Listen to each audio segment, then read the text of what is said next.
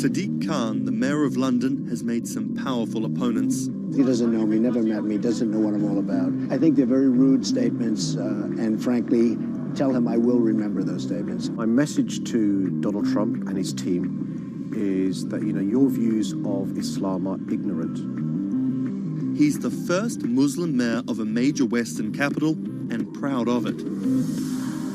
This is how Sadiq Khan went from the son of Pakistani immigrants to a lawyer, lawmaker, and now the mayor of London.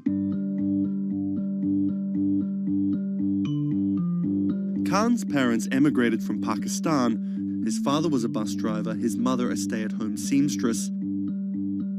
The 10-strong Khan family squeezed into a 3-bedroom flat in South London. He wanted to be a dentist, but TV in the 1980s convinced him otherwise.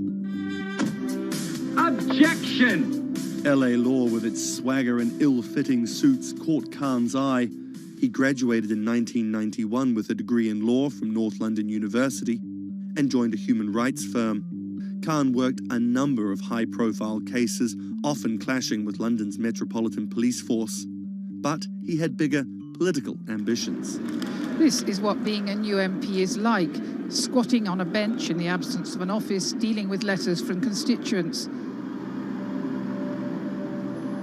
Reports are just coming in of an explosion here in London. And there's just explosions, and then it was just smoke everywhere. Everyone's just asking what's happened. Only 2 months after Khan entered the Commons as a Member of Parliament, London was attacked by Islamist extremists. That day will stay with me for the rest of my life. He spoke out against the attacks both as a London MP and as a Muslim. He has been very clear about his opposition to violence, opposition to terrorism, and has set out to make the case for a more open and peaceful Islam. That's Thomas Penny, one of Bloomberg's Westminster correspondents. Here is a man who is a Muslim, and he is standing up and being open and straightforward and being clear that the problem here is not Islam, but it's Islamic extremism. In 2015, a decade after the attacks, Khan ran for mayor of London, and his faith was back in the headlines. His opponent, Zach Goldsmith, trying to link Khan to radical Islam. The debate got again personal and nasty. The Goldsmith camp has called Khan extreme and accused him of associating with, quote, those who seek to do our police and capital harm. It's a pattern of behaviour. Even the former Prime Minister David Cameron repeated the allegations. He shared a platform with Sajil Shahid, the man who trained the ringleader of the 7/7 attacks and accused the United States of bringing 9/11 on themselves. But the smears didn't stick. Zach Goldsmith ran a very negative campaign that was based on what people knew was a lie. This election was not without controversy. And I'm so proud that London has today chosen hope over fear and unity over division. After taking the mayor's office with a comfortable majority, Khan has brought a business-like efficiency to the role, scrapping expensive vanity projects like the Garden Bridge and the new Routemaster buses, which cost £350,000 each. The former lawyer who used to fight the police in court is now praised for his close relationship with them. I was talking to a very senior police officer in the Metropolitan Police who said there was a sea change when he went into City Hall, and the police were saying how much they welcomed this because they knew where they stood and it was more straightforward to work with. So he works like a lawyer, he works like a government minister. Khan's kept his faith at the fore. He's an outspoken voice for moderate Muslims across the world. Donald J. Trump is calling for a total and complete shutdown of Muslims entering the United States. Now, by giving the impression that Islam and the West are incompatible, you're playing into the hands of the extremists. The ongoing spat between Khan and US President Donald Trump escalated when Trump went after Khan, misquoting him on Twitter just hours after the terrorist attacks of June 3rd, 2017. Khan's now one of the most prominent Labour politicians in the UK. In fact, a recent poll of Londoners found Khan was more trusted to keep the country safe from terrorism than the Prime Minister or the Labour leader. His story of going from the son of an immigrant bus driver to the mayor of one of the greatest cities in the world plays well with Londoners. But can he appeal to the rest of the nation? Has Khan got his eye on the top job? And is the UK ready for a Muslim Prime Minister?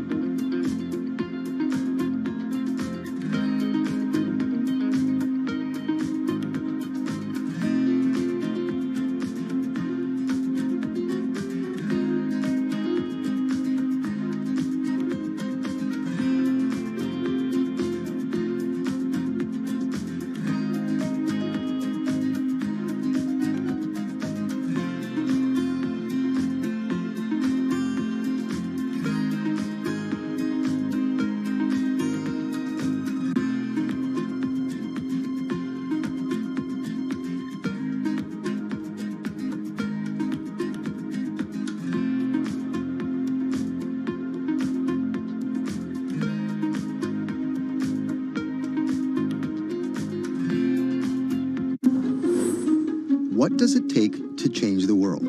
A big army? A cure to a pandemic? A revolution? All of these take either a lot of people, thousands of hours, or massive amounts of space. But for Julian Assange, all he needs is one room, an internet connection, and the world will listen.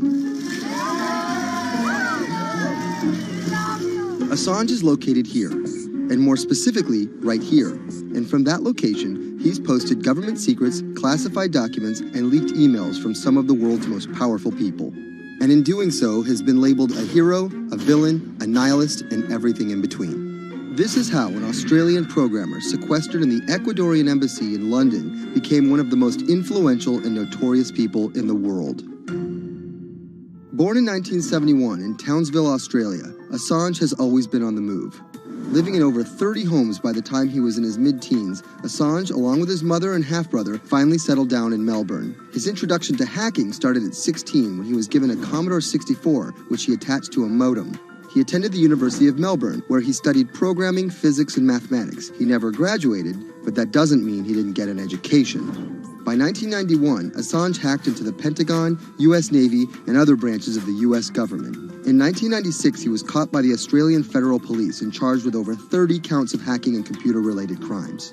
He didn't get any jail time, but he was fined $2,100. I think the first taste of what would come later was the hacking that he did as a young programmer, and that really sort of foreshadowed a healthy skepticism of the use and abuse of technology by governments.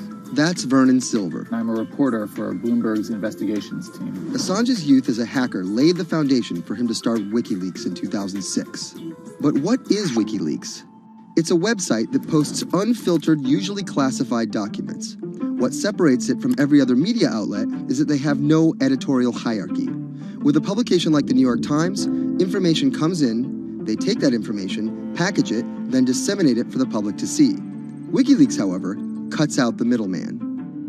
WikiLeaks gathers information, most of it given to them anonymously. So what they're doing is really very simple. They get the information in one end from who gives it to them and out the other with sometimes minimal interference. Julian Assange is the leader of that, the mastermind, the creator, and really, because he thinks of it as a journalistic enterprise, the editor-in-chief. But every story starts with a source, and Assange has some unconventional sources. Julian Assange does not hack as far as we know. He is the recipient of people who are either insiders who give him secret documents or hacked emails from a foreign power. That's Eli Lake.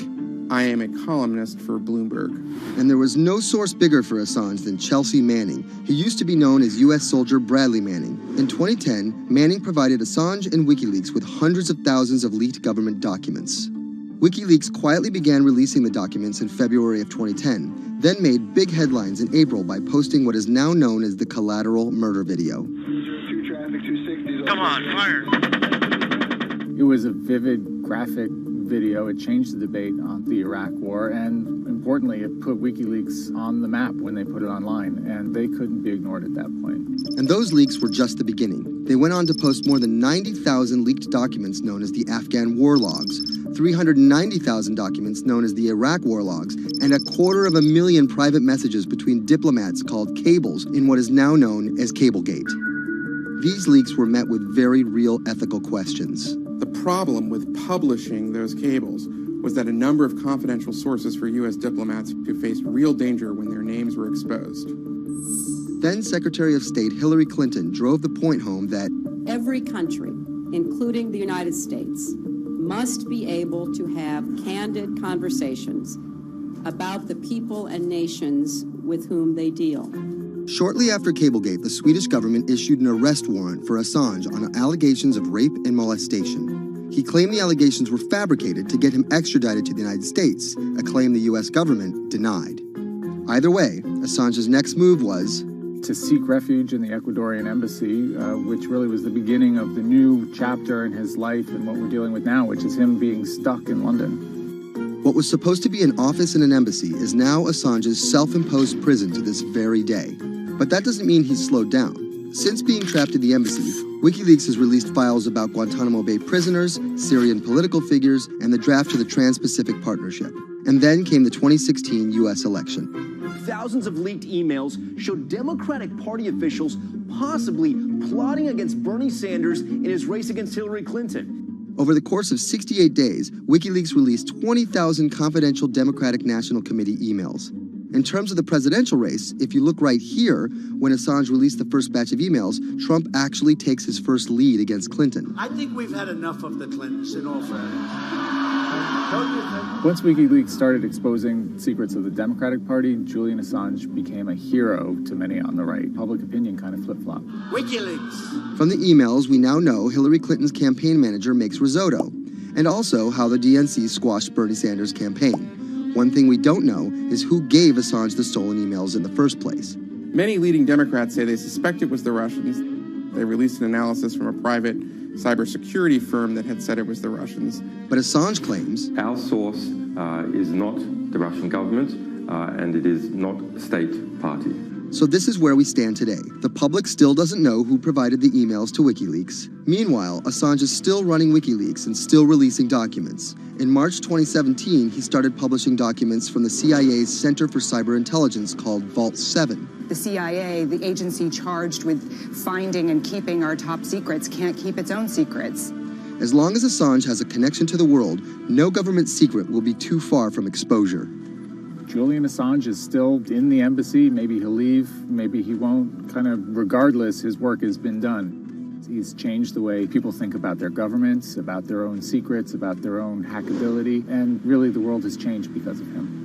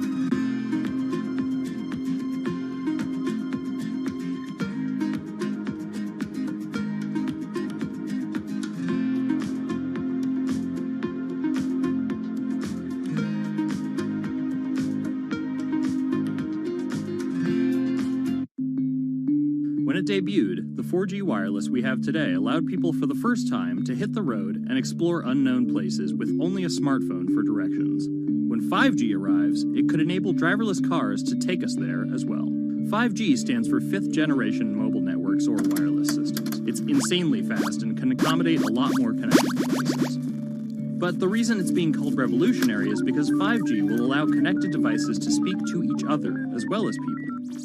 Right now we're living in a world where really it's a one-way experience. That's Bloomberg tech reporter Ian King. The network talks to your phone, you look at your phone and access data, then you send something back to the network. What we're being told about 5G is that really for the first time we're going to see machines communicating with each other over mobile networks in a meaningful way. 5G could end up being 100 times faster than what we have now, with speeds that could reach 20 gigabits per second. In plain English, that means downloading a full-length HD movie in seconds. 5G will also increase total bandwidth, which we will need in order to accommodate the growing Internet of Things. We're talking about the class of devices like internet-connected refrigerators, thermostats, dog collars, but 5G will enable many, many more. Things like your utility network, factories, where machines are just sat there, not connected at all. Suddenly they're all going to be connected. Suddenly we're going to be able to have real-time monitoring. Other things like cars, like utility poles, like your light, the light poles. But perhaps the biggest advance will be a huge reduction in communication lag time, known as latency. A network of driverless cars will need the speed of 5G to ping each other multiple times per second to avoid collisions. Near instantaneous data transfers could allow doctors to perform surgery remotely with a robotic scalpel. So how will all this work? First, you need to improve network density. And that's just a fancy word for saying you put more towers out there. What we're being told is that's not actually the case with 5G. The idea is 5G will not only use the existing mobile spectrum, but also tap into higher frequencies called millimeter waves. Millimeter waves can carry more data, but only travel short distances. This may mean you'll see a lot more of these base stations around town. And the new towers may have as many as 100 antenna ports, compared to about a dozen on 4G cell towers. So when will we get 5G? Getting 5G ready is expected to cost providers $275 billion over 7 years in the US alone. Look for the first 5G service to pop up in big cities sometime in 2019.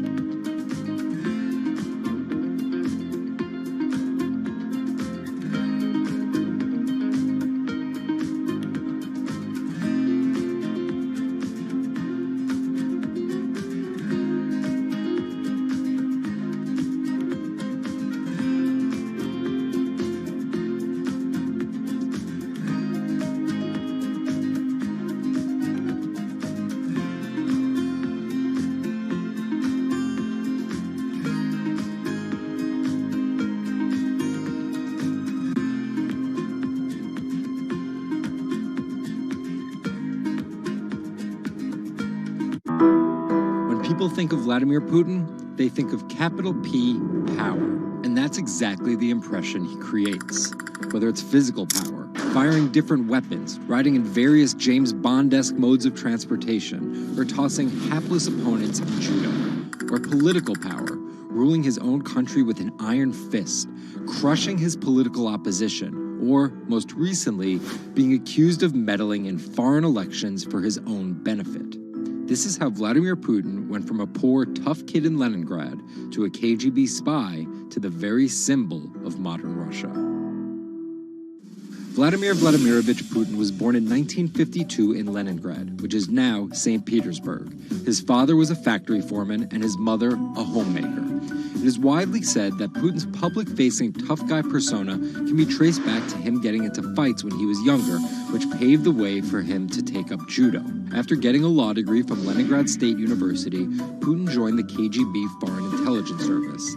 He spent 16 years in the KGB. When Putin returned to Russia, he began his political career. He went to work for Anatoly Sobchak, who was then the mayor of St. Petersburg. That's Leonid Bershidsky. I'm a columnist at Bloomberg View. Putin thrived in Sobchak's administration because he was sort of considered pretty efficient city official at that time. He was very loyal to Sobchak. So loyal and efficient that he was noticed by Yeltsin's close circle.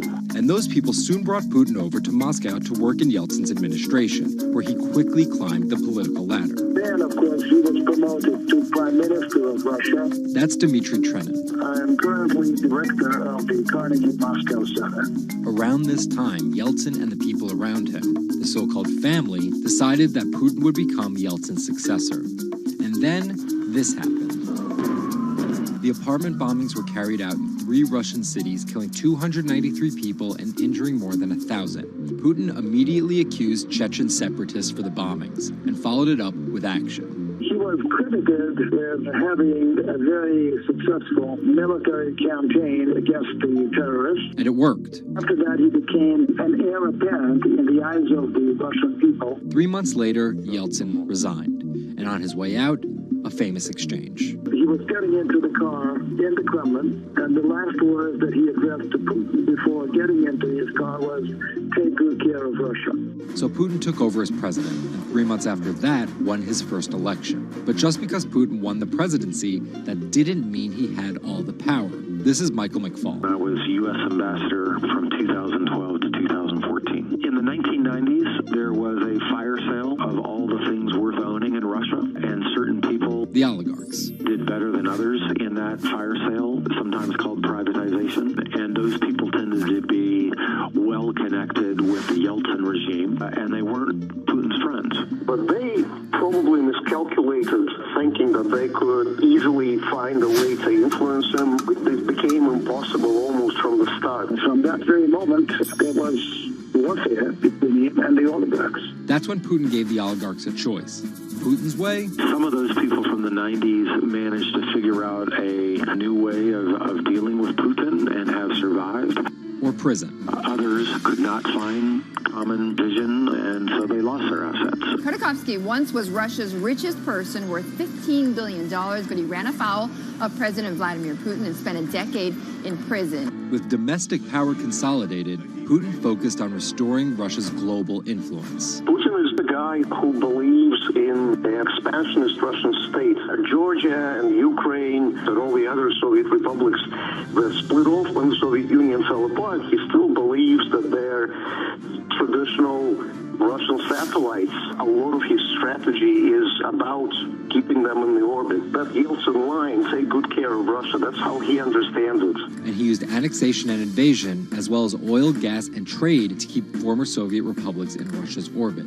In 2008, Putin's 2 terms were up, and he decided to step down as president. Dmitry Medvedev stepped in as president, and Putin went back to prime minister. But really, Putin never left power. He pretty much continued running the country, and Medvedev was a bit of a figurehead. There was actually a period of cooperation between Russia and the U.S. that benefited both countries during Medvedev's presidency. Because Medvedev did not have the same negative attitude towards the West as Putin did. But when Putin came back to run for a 3rd term, in the lead up to the 2012 election, it was widely believed that both the presidential and parliamentary elections were rigged, and Russians took to the streets.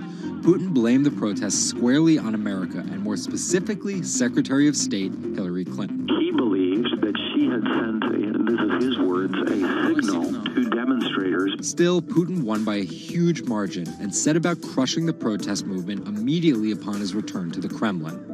Over the next few years, Russia's economy tumbled. Putin annexed Crimea, leading to sanctions. The price of oil fell drastically. The ruble hit a new low, and America played down Russia's influence, with Obama calling Russia a regional power. Despite all of that, Putin's approval rating remained sky high, and then an opportunity for payback.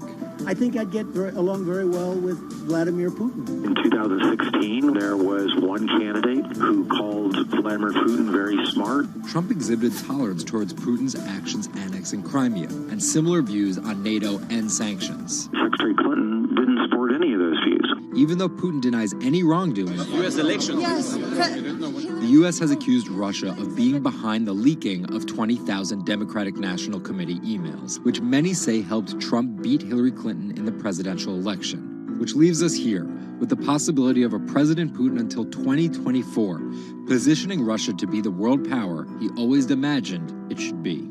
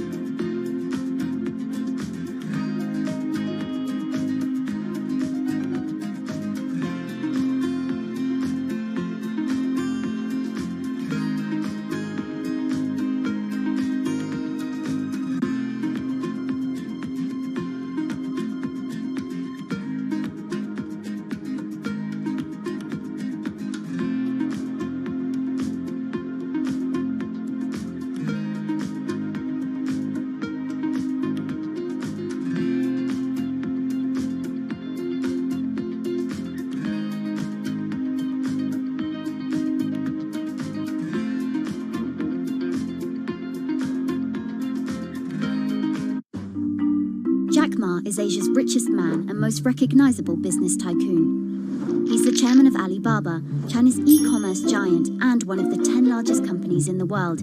Yet he still wants more. We know where we're going. We want to be the 5th largest economy. Big words from the man some call Asia's Jeff Bezos. He's confident, he's charismatic, and he's definitely not the average CEO.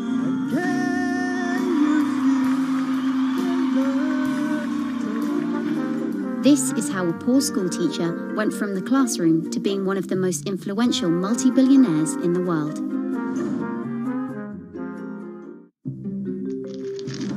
Ma was born in China's southeastern city Hangzhou in 1964. His parents were traditional musician storytellers. As a teenager, he started to learn English from foreign tourists after China opened up in the late 1970s. And then for 9 years, Jack Ma hung around outside the Hangzhou Hotel, which is now called the Shangri-La. He would get up at 5 a.m. to talk to travelers. That's Bloomberg technology reporter Lulu Chen. And I cover China Internet for Bloomberg. Ma failed China's National University entrance exam twice before being admitted to local teachers' college. He graduated in 1988. He applied for 30 jobs and got rejected, including from the fast food giant KFC. When KFC came to China, come to us say, 24 people went for the job. 23 people were accepted. I was the only one guy. Then Then Ma got a job at a local university and taught English there for about 5 years, earning just $15 a month. On the side, he started a translation company with several friends. During a company trip to the US in 1995, Ma had his first encounter with the internet at a friend's place in Seattle. I searched the first word beer. I don't know why, because it's easy to spell, baby. And I see beers from Germany, beers from USA, beers from Japan, but there's no beer from China. So he searched for the word China instead and still couldn't find anything. And that got him thinking. He wanted to build something that would put China on the world's map. He started China Pages, a Yellow Pages-like website, but it didn't take off.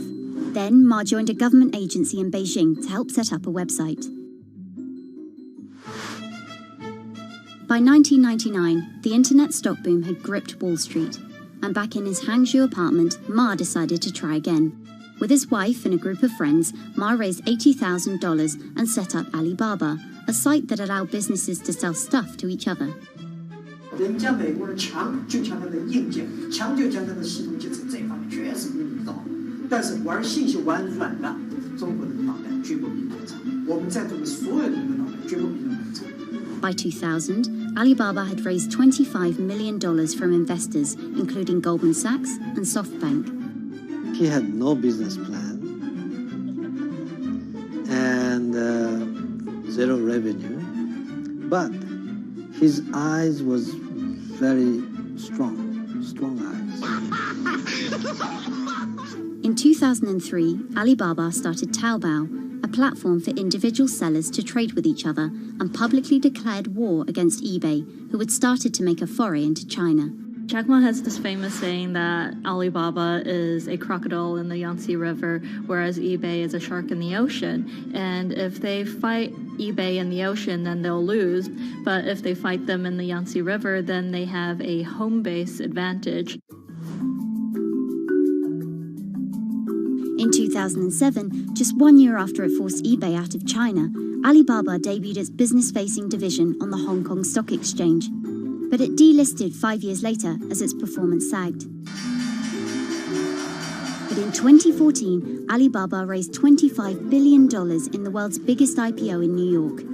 Everybody should have a dream. What if that dream comes true? After achieving dominance in the business of e-commerce in China, Alibaba has been building an internet empire worth $472 billion, with businesses in cloud computing, online video streaming, movie production, healthcare, sports, retail, and even news media. Alibaba buying into South China Morning Post really raised eyebrows. This is the largest English newspaper in Hong Kong, and it shows that Jack Ma's ambitions weren't limited to e-commerce. He wanted to influence not just Chinese users, but also overseas users as well. The US has criticized Alibaba for allowing companies to sell counterfeit and poorly made goods, but in China, it enjoys the favor of China's government. It's part of Ma's company philosophy. In love with the government, but don't marry with them. Jack Ma is an extremely fortunate man for jumping on the internet sector so early. Note that this is a person who has no coding skills at all. He's a natural showman and a gifted public speaker and really able to convince others to believe in his vision. Ma's vision of growing Alibaba to be the world's 5th largest economy faces strong competition at home and abroad. It will require more than just naked ambition and charisma, but Ma is great at getting himself in the right place at the right time. So far, it's served him well.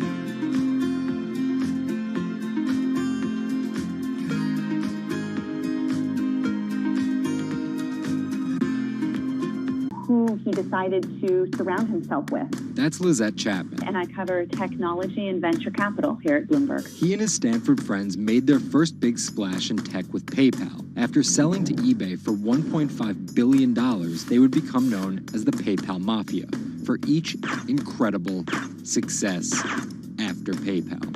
For Thiel, that began with an early, modest $500,000 investment in Facebook. And in VC speak, early means big risk, but also big reward. He turned that initial $500,000 investment into more than $1 billion in cash. But Thiel was just getting started with Facebook, and he went on to make a whole bunch of wildly successful investments. From SpaceX to Airbnb to one of the largest, most powerful companies in the United States, if not the world, and of course that's Palantir. The incredibly controversial secretive data mining startup he founded with his colleagues from PayPal. It connects data silos and then allows non-technical people to search that information for patterns. Data like financial information, feeds from video cameras, biometric details, passport information, flight manifest. Palantir doesn't talk much about how they collect this data, who has access to it, or what they do with it. But they have contracts with the Department of Homeland Security and the CIA and the Department of Justice and the Securities and Exchange Commission. And several other federal agencies. It's the richest company you've never heard of, valued at $20 billion. But there are plenty of obscenely wealthy people in Silicon Valley. What makes him different... He's a complex ball of multiple contradictions. Take college, for example. Even though college was extremely important for Thiel, there's something called the Thiel Fellowship. In exchange for dropping out and a promise not to pursue college, Thiel would give them $100,000 each. You basically tell people that if you get a diploma, you're saved. Otherwise you go to hell. You go to Yale or you go to jail. Also, his relationship with the press. Here's another contradiction. He's donated to free press initiatives, including the Committee to Protect Journalists. But he also secretly spent tens of millions of dollars bankrolling a lawsuit filed by Hulk Hogan over the publication of a sex tape and bankrupting the independently run Gawker Media. Why did he do this? Because in 2007, one of Gawker Media's blogs, ValueAg, outed him as gay. And with the lawsuit, he found an opportunity to get back at them by funding the lawsuit that Hulk Hogan was able to bring then, but he wouldn't have been able to do that without Thiel's money. And finally, Thiel's biggest contradiction, his endorsement of Donald Trump. When he was asked about his support for Trump, he was surprised at the outrage that came with it from many of his colleagues in Silicon Valley. He didn't want more of the establishment. No matter how crazy this election seems, it is less crazy than the condition of our country. After briefly supporting Carly Fiorina in the primaries, Thiel pivoted to Trump, donating $1.25 million to Trump and his associated super PACs in October 2016. And he didn't just help Trump financially. He gave a full-throated keynote speech supporting Trump at the Republican National Convention. I'm not a politician, but neither is Donald Trump. He is a builder, and it's time to rebuild America. And when Trump was finally elected, Thiel was given the reins to an enormous amount of power. And I want to thank you, man. You have a very special guy. He was named the transitional advisor. And in that role, he did a lot of interviewing and a lot of vetting to fill hundreds of cabinet positions and different jobs within the administration. But it turns out, Thiel's support isn't unconditional. Talking to people who spend time with him, I have also heard that he is no longer a great supporter of Trump. It was reported that Thiel was unhappy with the direction of Trump's presidency. Ever since, he's been mum, making no public appearances, no statements, and staying out of the spotlight altogether. Although there have been suggestions that Trump could tap Thiel for a top intelligence post or ambassadorship, there's no indication he'd accept. He's described his relationship with politics as schizophrenic. He gets really involved, and then he runs away as fast as possible. Whether Thiel takes a new position or simply continues as a board director at Facebook and Palantir, at just 50 years old, he's primed to wield some serious influence in technology and politics for decades to come.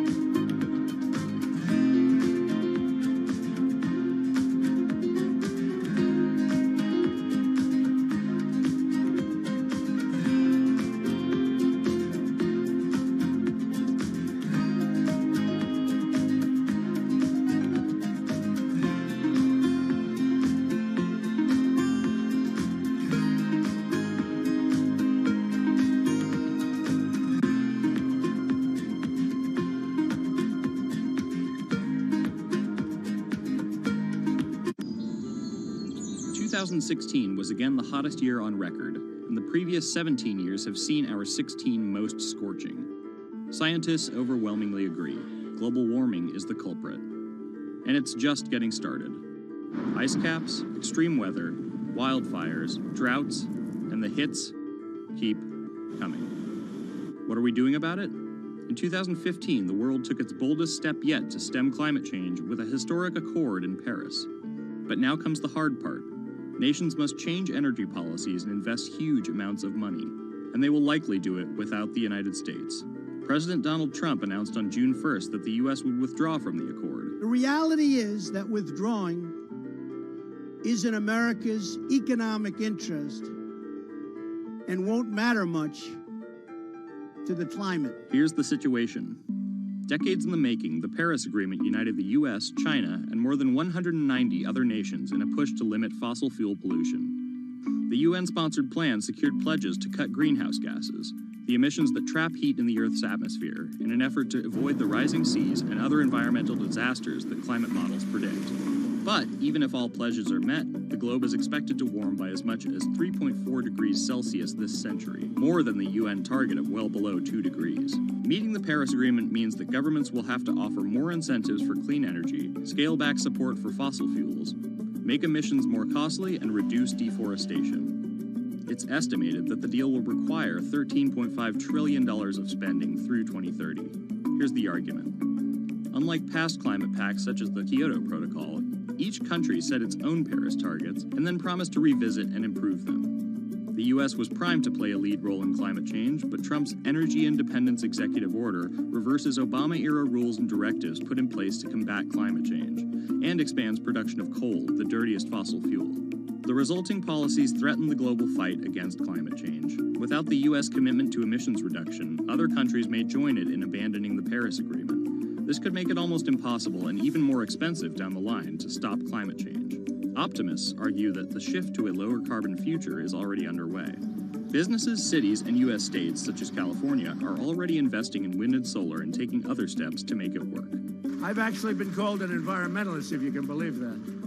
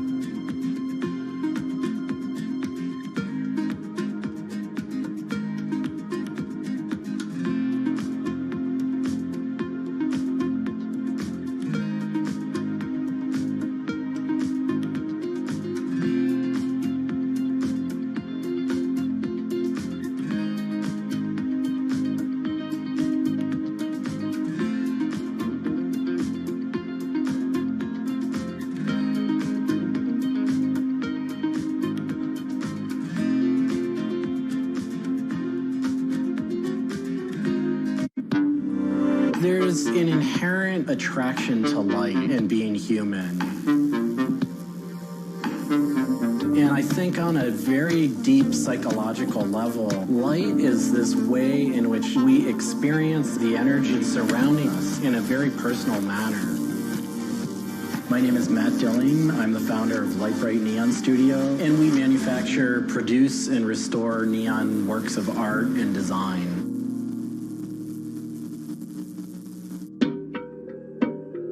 Origins of the creative content of a lot of the work at Light Bright comes from a variety of sources. Sometimes people come with a napkin sketch, some people come with an Adobe Illustrator file, and we have a whole design team who then we kind of work together to help create layouts of what it might look like. Scale it up and create a paper template using a pen plotter. And that paper template actually becomes our guide for what we're going to bend the neon to. We take from the office into the glass shop. We pick out the right size tubing with the right color for the right size project. From there, we heat up the glass tubing. The torches heat the glass well in excess of 1,000 degrees in order for it to get into its molten state. We heat up and bend the glass tubing to match the template. One of our chandeliers has over 100 different bends in it. So each one of those bends has to be marked for a heated up bend. We also have to allow the glass to cool between the bends so that the next area can be worked on and heated up in its own unique fashion. It turns into spaghetti, and then we have to make sure that that spaghetti lines back up and cools to the template. We use a blow hose to connect our mouth to the tube, create a volume that's closed, and we can control the pressure in there with our mouth. There's just a variety of challenges that come up inherently in working with glass. Glass can crack due to stress, and sometimes you'll just have a batch that all it wants to do when it gets near a torch is crack.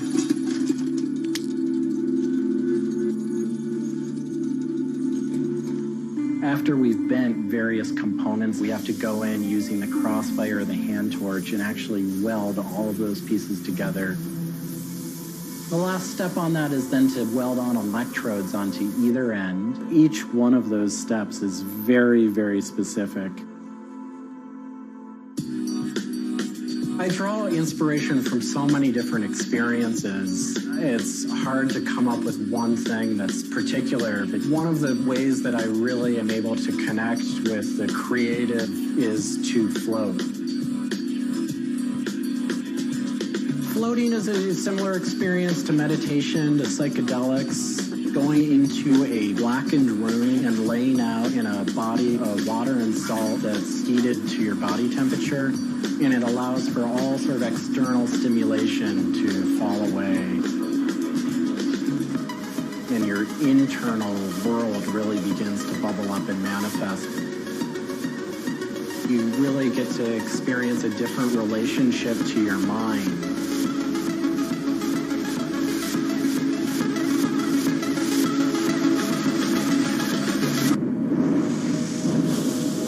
I think I work with neon because I can't not work with it. It's so challenging and so rewarding. And those things are so intertwined that there's no way of separating it out. I've learned so much and continue to learn so much by working with it. I find so much inspiration in working with it, and I just continue to experience new and different things through the medium. It's that close to me at this point.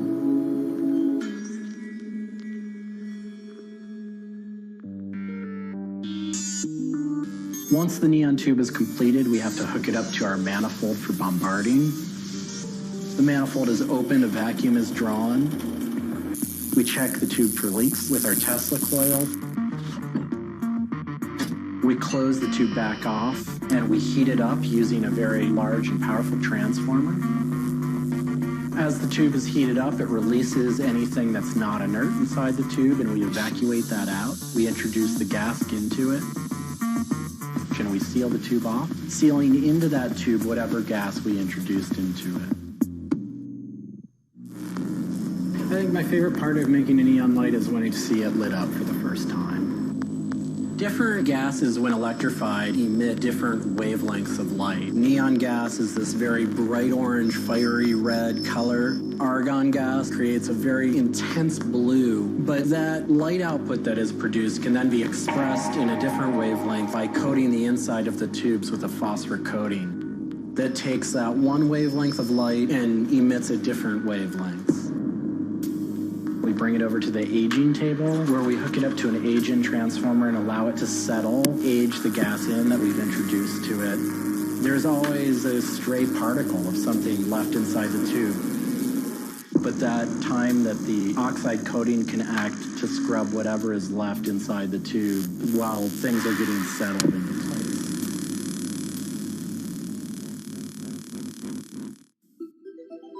Once the tubes are aged in, we move on to our process of assembling two halves of the fixture together in a jig, gluing up the center of the fixture to its spindle.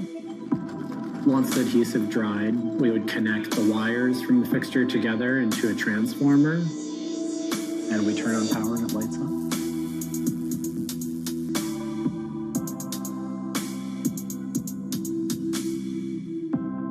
Part of what we love about what we do here is that we try and put out into the world the kind of things that we'd like to see. I still am surprised when it lights up. I'm still excited when I get to see it illuminated.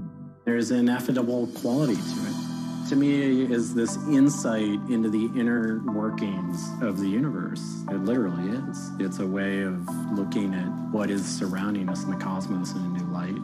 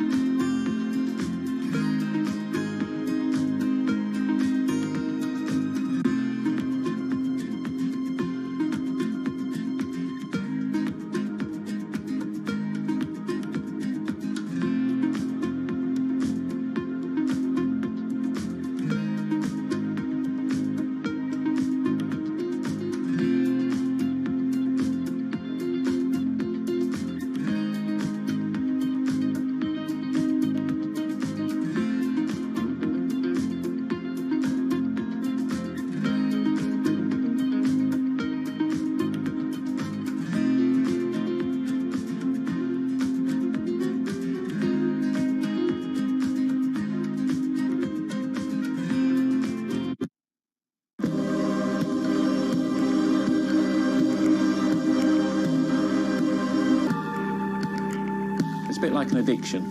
You've got to make something. You have to do something. It's borderline obsession. And every bike we build is my favourite bike at the time, and as soon as it's done, I want to build another one.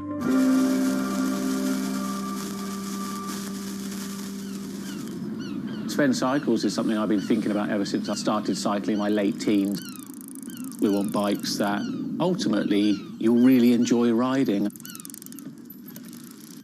There's never a bike that's the same. There's always a slight change. And as we build them individually as well, they have the marks of a bike that's built by hand. Most people I know cycle have an idea of their dream bicycle.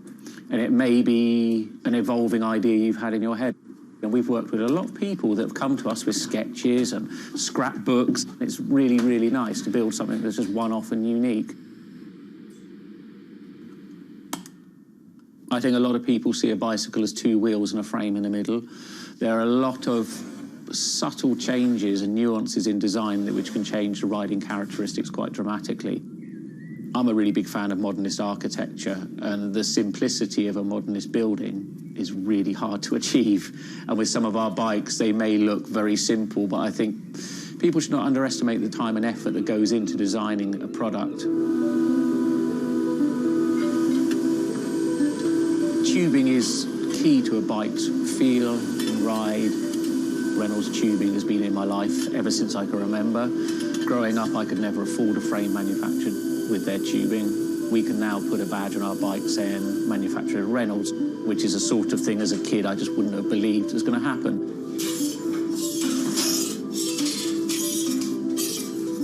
Every part of the bike has a specific tube. It's not universal. The first thing we do is get the tubes out, check they're correct, check the wall thicknesses, sand the edges, make sure it's all really clean, because if it's not clean, the tubes won't join together correctly. We build in steel because I still believe it's one of the best materials to use. It's been used in bikes since the late 1800s, and they're still using it now for a very good reason. It's the flexibility that we can replace the tube, repaint the bike, and you wouldn't know it's damaged. I just like working with it. It's very sculptural. This isn't sort of aerospace precision engineering. It's a steel rule and a marker. So when we're cutting the tubes, it's within a mil or two. But what we're trying to do is take the best from bicycle building in the past and add a little bit of modern flair to it.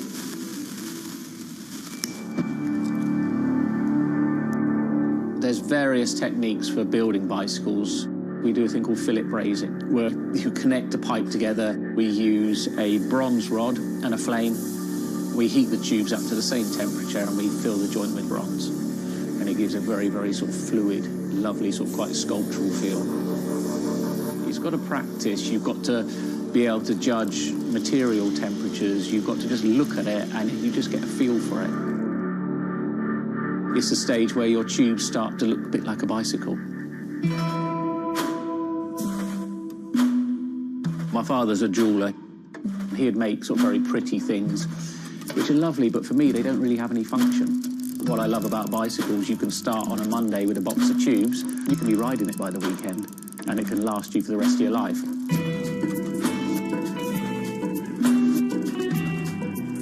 Outside of the frame and forks, the other most important part is the wheels and tyres.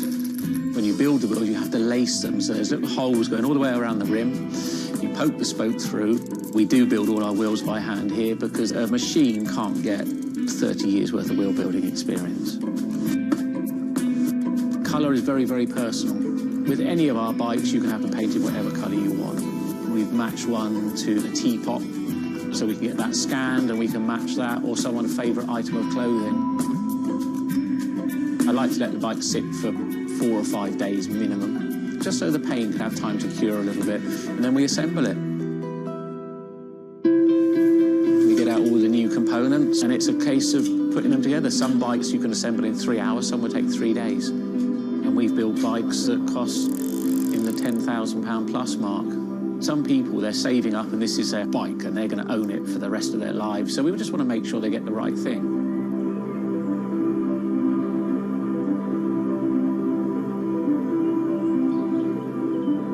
I think the bike for me was the first time I had some freedom. So as soon as I had one, I was off. A lot of people still get that thrill as when they were a kid blasting down a hill, wind going through their hair. It's fun. Everyone has their favourite jacket or something that just makes them feel good. If you've got a bike that fits well, you actually feel part of it. Building bicycles as a creative outlet is fantastic. It's not something you do because you're going to get a big paycheck at the end of the day. You do it something you have a passion for it.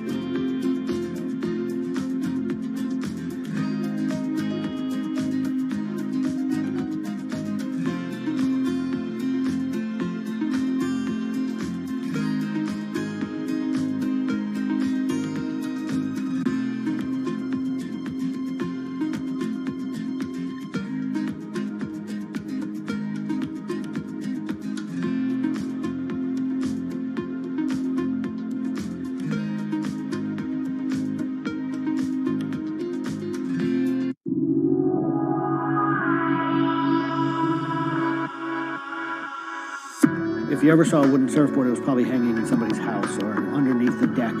But kind of in the last 10 or 15 years, wood has made a big comeback. They surf wonderfully. It's beautiful and it feels great to be on one of them.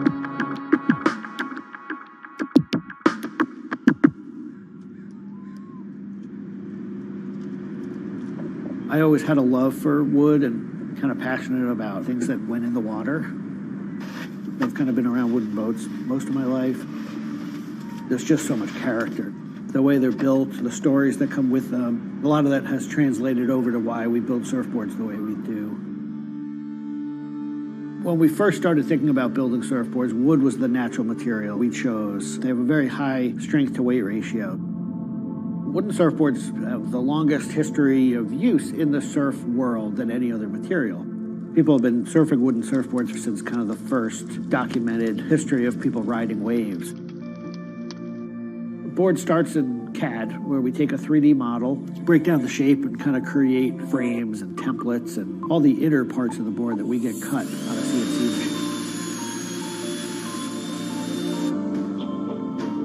machine. We take those frames and we just pop them out, assemble the frame into kind of a skeleton. We go out to our lumber shed, pick a bunch of cedar, and bring them into our mill shop, put glue along the edges, clamp it all together into a panel. Everything's book matched. You have symmetry in the colors and texture of the wood. Cut your outline. Take our assembled frame, gently put it down right on top of the plank.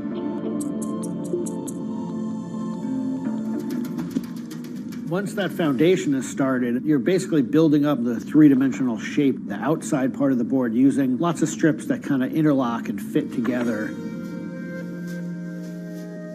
Every piece of wood is going to be different, and it's all going to react differently.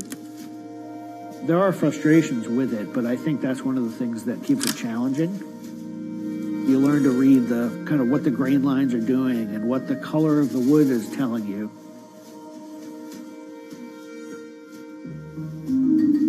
Once those rails are cleaned up, we put our top planks on. It's a little bit like putting a lid on a box. It's like, this is it. Whatever's inside that board is staying inside that board. And by tensioning some rope, you can clamp the two together. It's like a time capsule.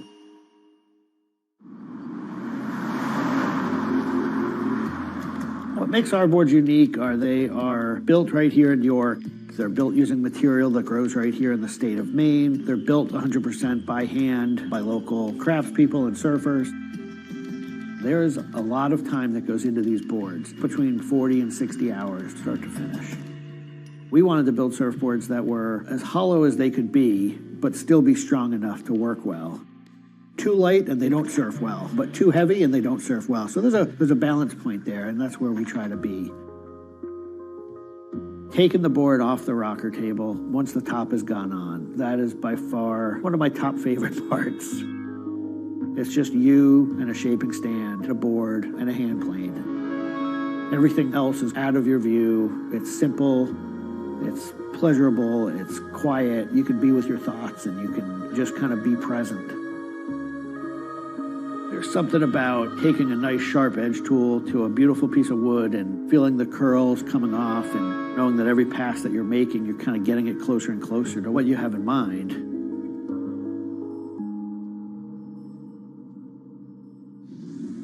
Once we've shaped it down and the board's looking like it's supposed to look like, it's time for it to go into the glassing room.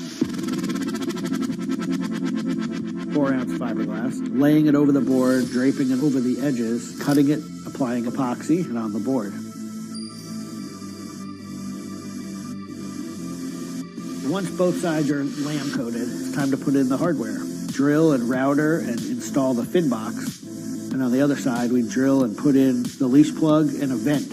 There's a lot of air just naturally inside the board, and that air wants to expand and contract with temperature changes. And that vent has a little piece of Gore-Tex fabric in it, and it allows air to kind of breathe both ways, but it doesn't allow water to get in. Once all that hardware is put in, it goes back into the glassing room. We brush a nice, beautiful, thick coat of epoxy over the whole surface, and that we call a gloss coat.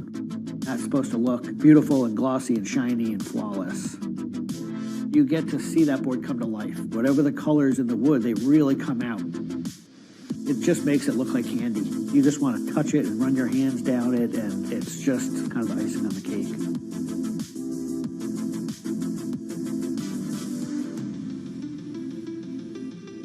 Once everything is hard, we put it into what we call the oven. Get that epoxy to cure, really kind of bake it, and just get it to harden. Put in the fin, screw in the vent, and ship it out.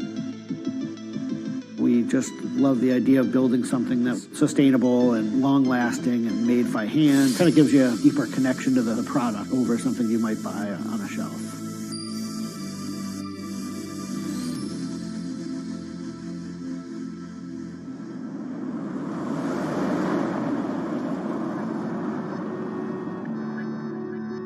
When a customer gets the board, they feel it. They 100% feel the amount of work and the amount of passion that went into the board. So I'm not really looking at hours and efficiency.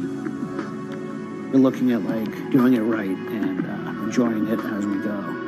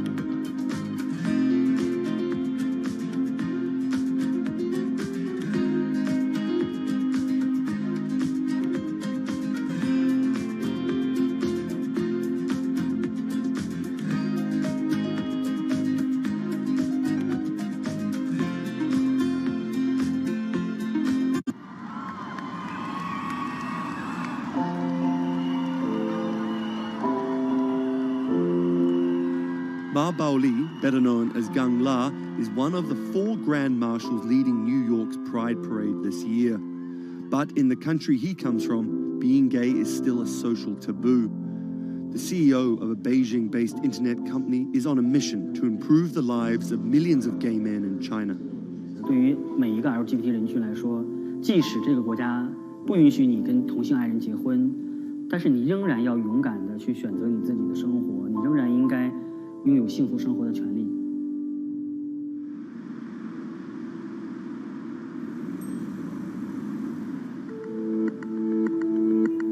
Ma's company, Blue City, runs an app and a website specifically for gay men. Blue is one of the biggest gay social networking apps in the world, with an estimated 30 million registered users. Unlike most other apps, Blue is more than just dating or hookups.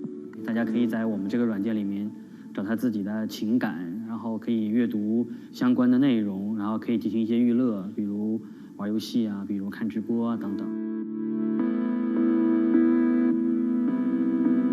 Back in 2000, when Ma studied at a police school in northern China, he realized he didn't feel like everyone else.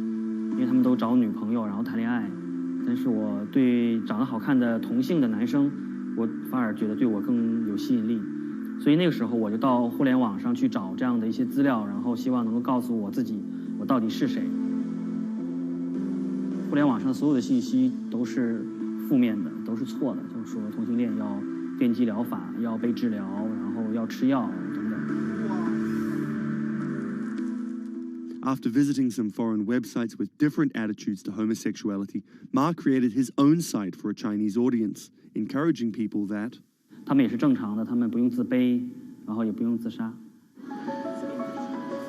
Even though attitudes towards homosexuals are slowly changing in China, it's still a social stigma.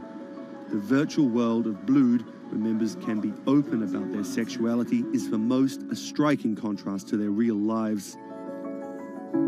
This is live streaming, a function added to Blued in late 2015, right as the internet craze was starting to take off in China. Many self-made stars like Jin make decent amounts of money by receiving audiences' virtual currencies and gifts. 我们不是彼此的初恋，初恋这种事儿多不靠谱啊。For Kyle and Klaus, a couple who have come out, live streaming on Blued means something different. 其实我经常会收到很多粉丝的一些互动的留言，就是类似就是说你们让我们看到了同志情侣之间的一些希望啊，我看到这样的留言我是很欣慰。The government's rules for acceptable content online may shift quickly in China, with LGBT material in a grey area. Many companies feel the chill of the recent internet crackdown, but Blue City still runs as usual. Ma has won the Chinese government's trust by helping with HIV prevention among gay men. A third of the company's staff are dedicated to screening pornographic and politically sensitive content. 我不太多的愿意去对抗，我更多的愿意去对话，去改变他们的想法。我觉得这个可能在中国来说是更有效的。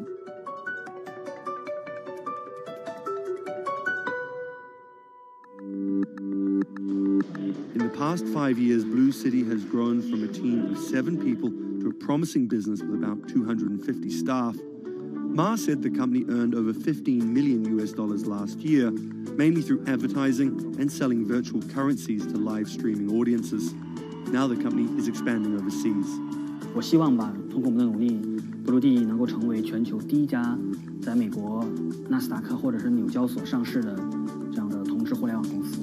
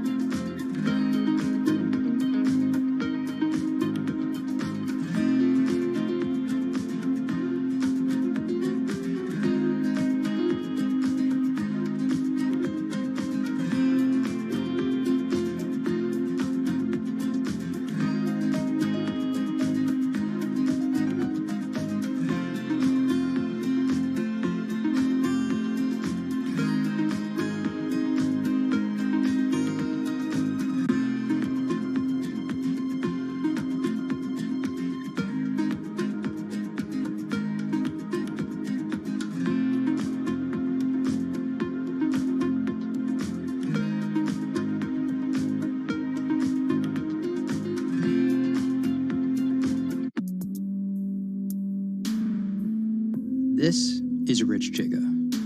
He's a Chinese rapper by way of Indonesia, and he's very popular on the internet. This is Joji. He's a Japanese-Australian singer, and he's also very popular on the internet. Plus, Joji invented the Harlem Shake meme. Let me say that again. This guy, Joji, in the blood bathtub, invented the Harlem Shake meme. But we'll come back to that. So Rich and Joji are both signed to 88 Rising, an entertainment company hoping to build a lasting global brand that will outlive singular moments of virality.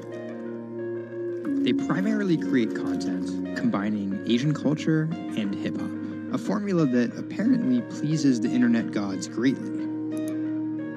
They've only been around for 18 months, but they're already putting up major label numbers. I think that we have an unprecedented collective of talent, a group of like predominantly Asian artists, really like making waves globally, which from an independent point of view as well. 88's founder, Sean Miyashiro, cut his teeth launching Vice's electronic music channel, Thump.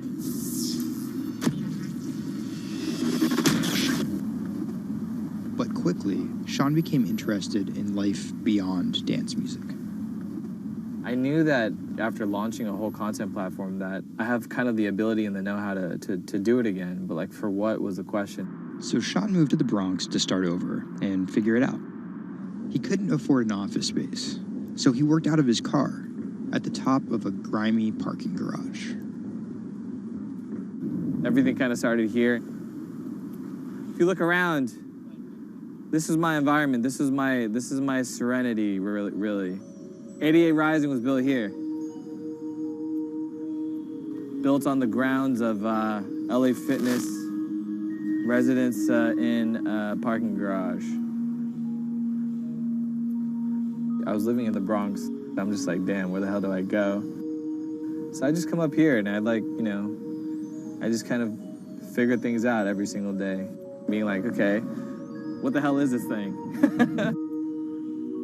Coming here was kind of like my own kind of private office, basically. Like, to be honest, I would even go to the bathroom here. I would like take pisses here, you know what I mean? Like, it was, it's just too far to go back down there. When I need Wi-Fi, I'd spend a good part of the day at Dunkin' Donuts. Hi, how are you? Can I get a chicken snack wrap? Before 88 Rising officially launched, Sean caught a surprise break in the form of a Twitter friendship with a funny 16-year-old kid from Indonesia named Brian, who taught himself English by watching Rubik's Cube tutorial videos on YouTube. Seriously, that's true. I thought his Twitter was genius, from the future, just crazy. And like just the shit that he was saying, like the memes he was making. But I didn't know that he rapped or anything like that. I really didn't. And he came up with Dat Stick like 2 weeks later. 12 in the morning, pop shells, 411 and baby gon' smell blood trail every minute road. Dat Stick was Brian's first ever attempt at making a rap song, and it immediately went viral. Everything was great about it. But the one thing that I noticed is the song was hard as hell. Just like everything about it, man. Just like, it was menacing, bro. Soon after the video dropped, Brian signed with 88 Rising. I'll FaceTime with Rich. Sorry for calling you Rich Chiga on my phone, Rich. Brian, he gets like super pissed off that he's saved in my phone as Rich Chiga. He's like, dude, am I not a human to you? What's good, bro? What's good, brother? How you doing? Doing great. I did the sound check. How was it? It was tight. So, Brian could definitely rap, but some viewers understandably took offense at a Chinese kid satirizing rap cliches and calling himself Rich Chiga. But if a group of well-known rappers saw the video and genuinely liked it, that could at least help validate Brian as a legit hip-hop artist. Plus, it could be really funny. It was just kind of an idea that I just had on the spot. Everything that rappers say is better and funnier and smarter and wittier. You know, it's just more entertaining. We just edit it as tight as possible, put it up, and it really worked. Yo, This nigga got a pouch on and a Reebok pouch. This is the hardest nigga of all time. You said when you come for a chigga like me, that was dope. Like, it's just lit, and I think people would take it as a joke at first, but it's like if he ran with that and kept doing more videos like that, it's just lit. You know, I'd never been to America before, and like all of a sudden, just like I see like all the rappers that I listen to just like reacting to my stuff, and I was like, what? How did this happen? The reaction video also went viral and even led to a remix of Dat Stick featuring Wu-Tang's Ghostface. I'll get on that track. You know what I'm saying? Yeah. Really, on the remix? Yeah. Oh, you know him? And yeah, the remix went viral too. Brian has since acknowledged the misstep in his name and claims he may change it. But for the time being, he's still Rich Chigga to his fans. An ever-growing global audience, hungry for more releases from emerging talent around the world. I didn't know that it was gonna be this impactful and this important to people, and I'm very thankful and blessed that it has. And every day now that I wake up, it's like it's just like a new mission every day. A major part of that mission involves Joji. Remember the bloody bath guy? He's a former YouTube personality in the middle of a career transition. The sound of this song, Will He, it's like a trap song that you can like slow dance to. Awkward prom shit, you know what I mean? I used to do crazy episodic internet videos. It was going well. And one day, it was me and a few friends just in a room. We were casually chilling, and then someone plays the song, and it's brand new at the time. I happened to have a lot of costumes laying around, so I told the other guys, I was like, get in these costumes and let's just dance to it, like who cares? We were like, okay, let's just go crazy at the drop. So that video goes up, I go to sleep, and the next morning, everyone's doing it, like next morning.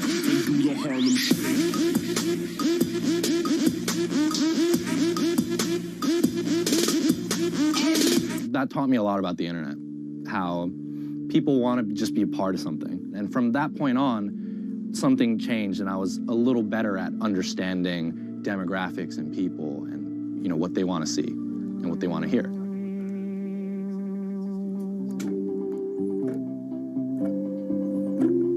I was friends with a couple other artists who were affiliated with 88, and then I also started to realize that 88 is the bridge between Western and Asian entertainment, and I really wanted to be a part of that.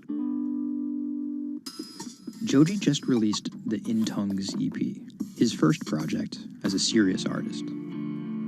Joji's In Tongues record came out a couple weeks ago.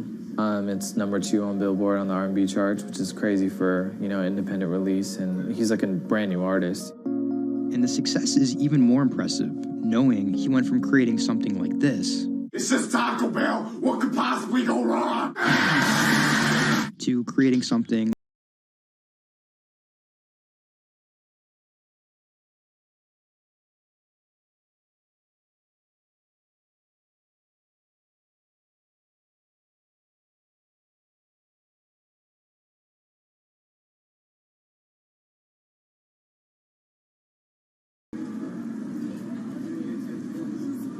Tonight, Rich Chigga has a show in New York City. Tickets sold out in an hour. I came here, I'm first online. I was here at 1. Yeah, I was the third person online. So why'd you get here so early? Because I want to see Rich Chigga. I want to touch him.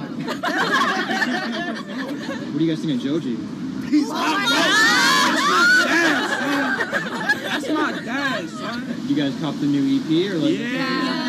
I woke up at 6 in the morning just to cop that shit. And then I listened to it, and that shit started making me cry. This is actually kind of exciting. Every time, this never gets old. Like, you live online and social media, but like, there's nothing like just being with the people.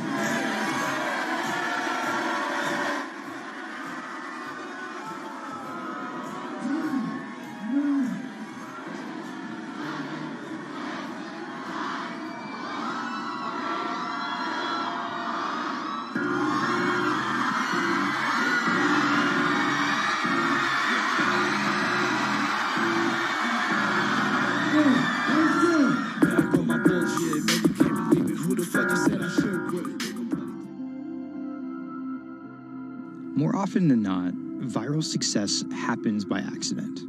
And then after an appearance on Ellen or Jimmy Kimmel, the creator's star power fizzles out. But Idiot Rising has figured out how to turn potential gimmicks into brands with an actual following that keeps coming back for the next thing. Oh, shit!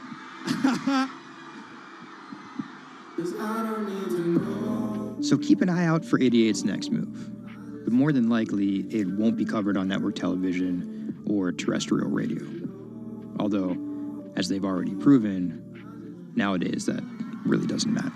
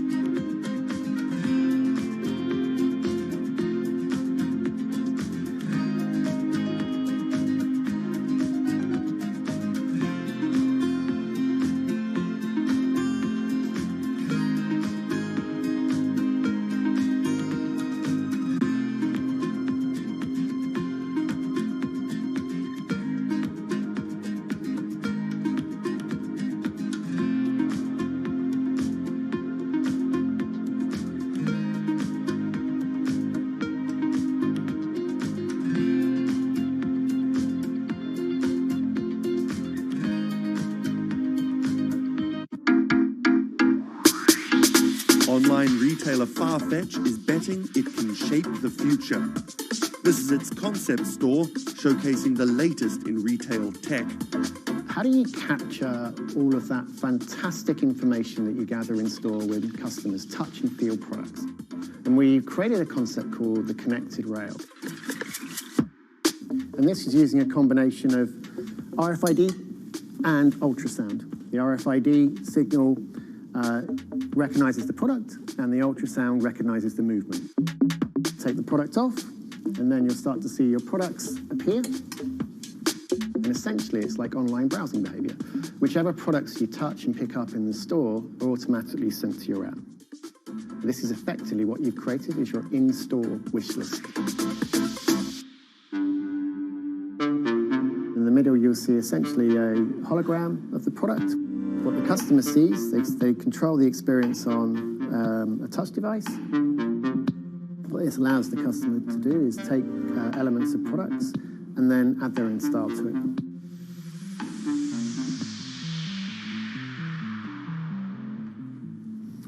Right, so this is the connected mirror. So in this example, I see my products.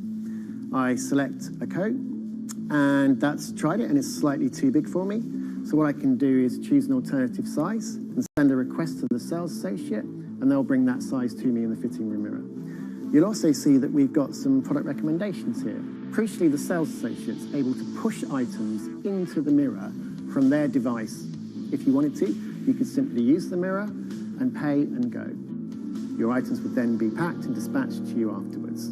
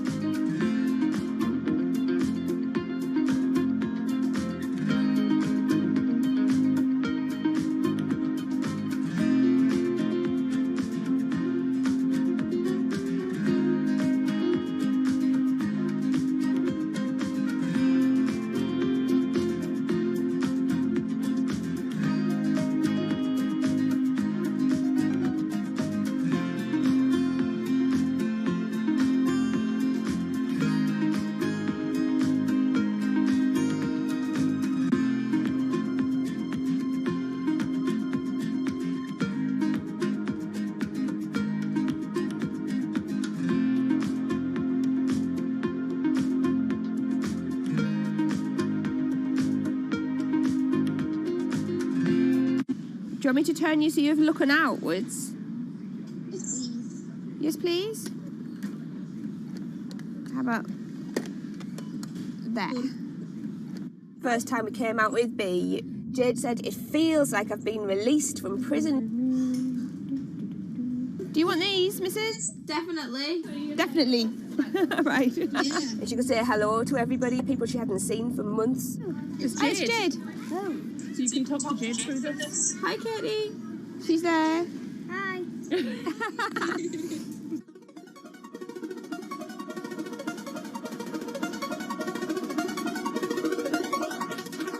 Every time anyone's seen her, they want to know why she's there.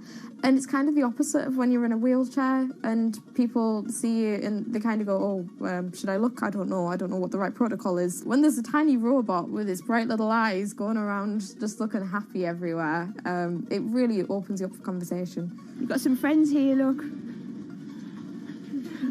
Hiya! When I saw her for the first time, I remember thinking, this is going to change things. This is one of those points where if this was a book, this would be the cliffhanger.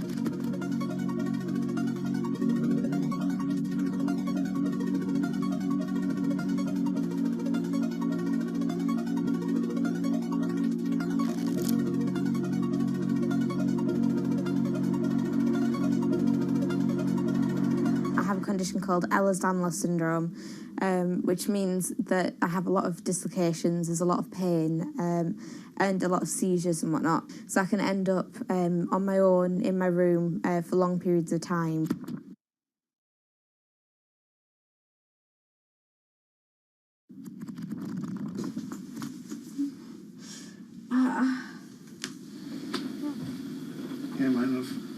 A lot of the time, with a condition like my own, of course there's the pain, and the pain is bad, and the dislocations are bad, and the seizures and being in paralysis and never knowing whether you're going to be able to wake up properly tomorrow, that's bad.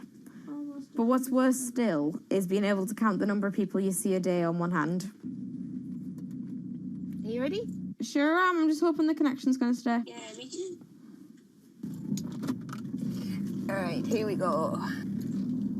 When you're used to just the same little metre by metre and a half window every day, and you've been there for months, being able to just see the sky from somewhere else, or the tops of trees, or a sign, is incredible. Or being able to have that kind of chat in the car that most people would probably take for granted. I'm going to go past Grandma and Grandad so you can give them a wave.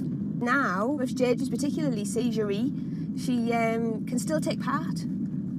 And that's brilliant, really, because before she would just be left in a bed or in the house with just her carers.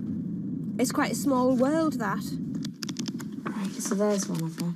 Here, this costume I'm busy making at the moment. When I'm not on bed rest and I'm not just wearing pyjamas all the time, I enjoy being able to dress as different characters and go to Comic Cons and that kind of thing, because it just lets me show a different side of myself, and it's a bit of fun. If you can't go out that often, you've got to enjoy it when you do. Was that? Good. It's one of those weird things where I want to not have to use B because I want to be well enough to be able to go to those places myself. Like, it really makes a big difference to me to be able to go into school. But the thing is, with my condition fluctuating all of the time, I can't go into school reliably.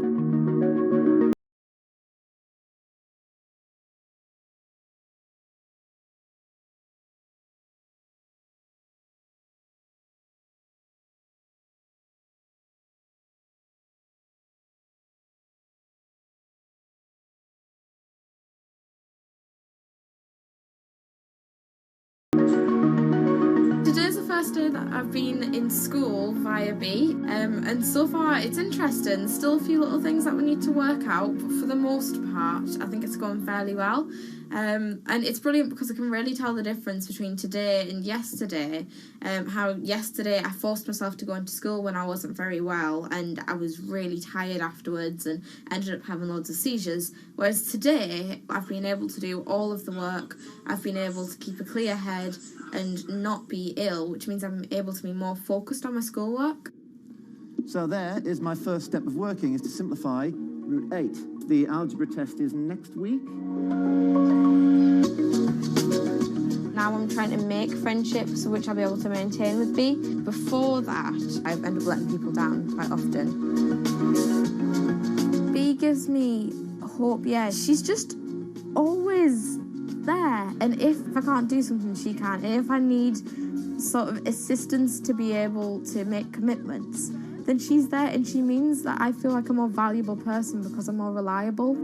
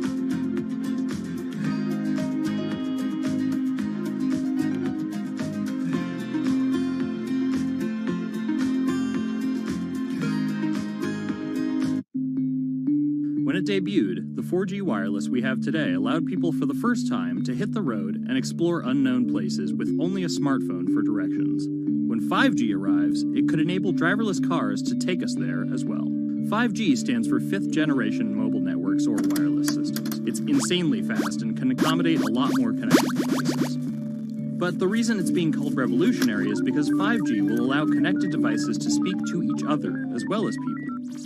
Right now we're living in a world where really it's a one-way experience. That's Bloomberg tech reporter Ian King. The network talks to your phone, you look at your phone and access data, then you send something back to the network. What we're being told about 5G is that really for the first time we're going to see machines communicating with each other over mobile networks in a meaningful way. 5G could end up being 100 times faster than what we have now, with speeds that could reach 20 gigabits per second. In plain English, that means downloading a full-length HD movie in seconds. 5G will also increase total bandwidth, which we will need in order to accommodate the growing Internet of Things. We're talking about the class of devices like internet-connected refrigerators, thermostats, dog collars, but 5G will enable many, many more. Things like your utility network, factories, where machines are just sat there, not connected at all. Suddenly they're all going to be connected. Suddenly we're going to be able to have real-time monitoring. Other things like cars, like utility poles, like your light, the light poles. But perhaps the biggest advance will be a huge reduction in communication lag time, known as latency. A network of driverless cars will need the speed of 5G to ping each other multiple times per second to avoid collisions. Near instantaneous data transfers could allow doctors to perform surgery remotely with a robotic scalpel. So how will all this work? First, you need to improve network density. And that's just a fancy word for saying you put more towers out there. What we're being told is that's not actually the case with 5G. The idea is 5G will not only use the existing mobile spectrum, but also tap into higher frequencies called millimeter waves. Millimeter waves can carry more data, but only travel short distances. This may mean you'll see a lot more of these base stations around town. And the new towers may have as many as 100 antenna ports, compared to about a dozen on 4G cell towers. So when will we get 5G? Getting 5G ready is expected to cost providers $275 billion over 7 years in the US alone. Look for the first 5G service to pop up in big cities sometime in 2019.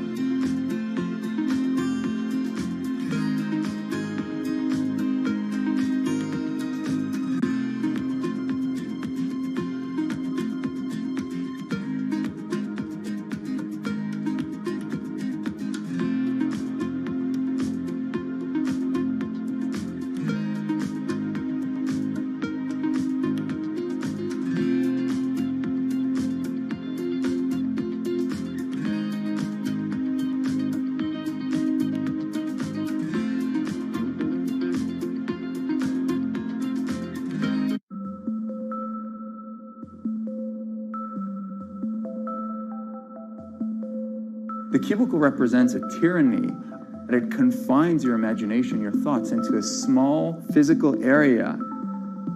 Imagine pretty much every software engineer or finance person being able to, disconnect from their desk and look at holographic monitors on a beach and doing their work from there. That's not going to be science fiction.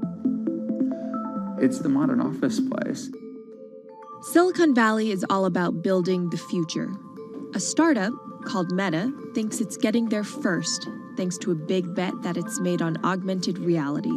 How are you? Good, thank you. Welcome to Meta. Thank you. Call it a 360-degree office where you can spatialize your thoughts as part of your workflow for education, architecture, design, engineering, etc. People often mix up augmented reality with virtual reality. VR totally blocks your ability to see or hear the real world.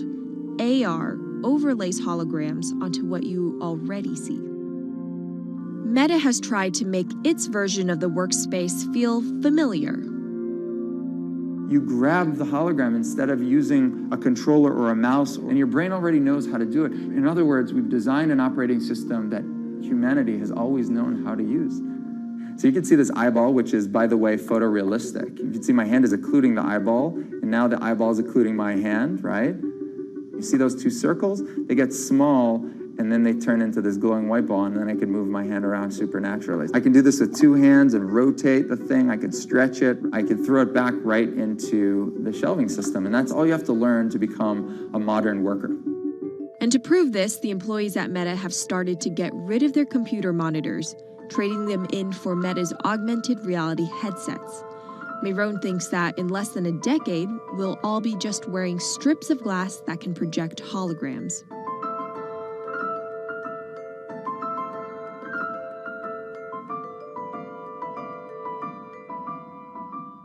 In the early 80s, everybody had computers on their desktop, but no one was using them because they had a lot of work to do. So they were still using typewriters. And at some point, the CEO took all the typewriters away and everybody was forced to use their computers. So it's very exciting to see a new generation of technology, a new paradigm. I consider us like pioneers in the holographic wild. I'm pulling up my browser with my hands and sending out emails to colleagues and just kind of really acclimating to the new environment.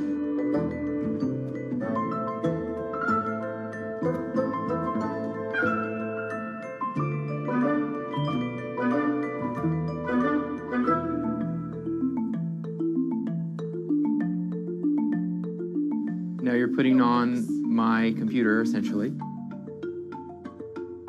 Our digital lives live on our phones. We have all of our pictures and notes and all these kinds of things. So why don't you write yourself a little sticky note? I like it. And go ahead and just take your fist right over the top of the sticky note and close your fist. And now... Oh, what? Meta's own transition to augmented reality has run into plenty of unexpected problems. And it's still going to be a while before you'll start to see these devices in your office. But I think it's a future worth waiting for.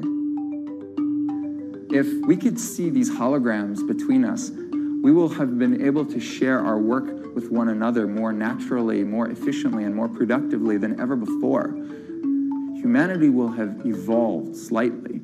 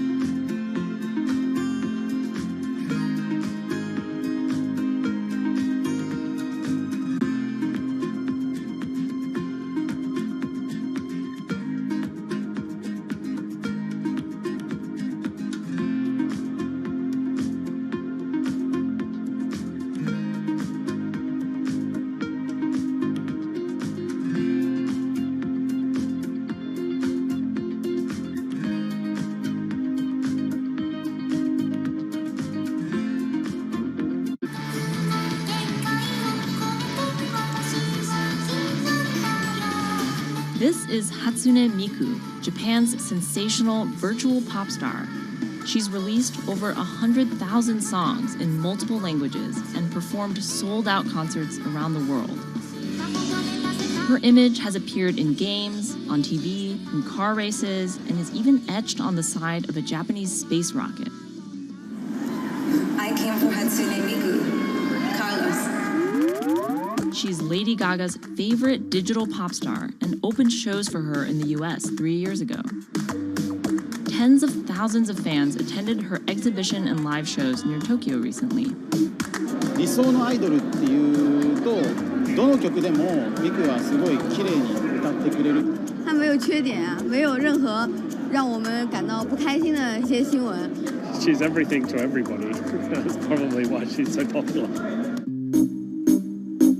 Miku's creator Hiroyuki Ito and his Sapporo-based company have been developing the virtual diva for over 10 years. 初音ミクとは、キャラクターとしてすごく、YouTube とかで検索すると、たくさんの初音ミクが出てくるんですけども、元々の、初音ミクのその原点は歌声を合成する、ソフトウェアなんです。Both the software and character are named Hatsune Miku, meaning the first sound of the future. Originally based on Yamaha's Vocaloid technology, Miku the software has a sound bank containing voice samples and a huge array of tools. You input the melody and lyrics, then Miku the character sings them.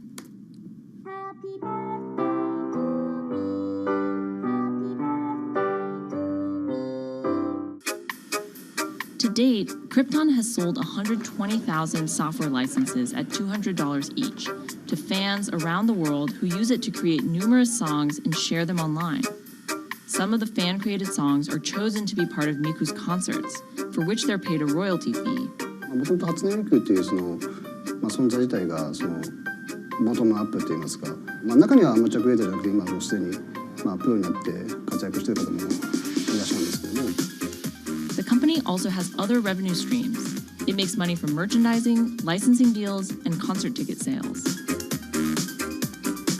According to the real-life musicians who perform with Hatsune Miku, the virtual pop star is interesting and surprising. 今年で3年ぐらい、ちょうど3年ぐらいになってきて、ライブも数十本、数百本やったので、そういうことが演奏によって起こせるためのそういう器みたいな感じになってきて、初音ミクらしさって僕はあんまりない。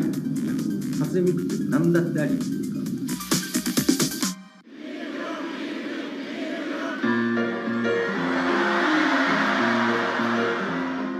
For Ito, Miku has the potential to change the way we think about music. そういう新しいそのテクノロジーによって新しい音楽のあり方っていうものを模索していきたいと思っていました。And for her fans, it goes even further. 初音ミクって魂がないので、だからみんな魂を作り上げるために存在している。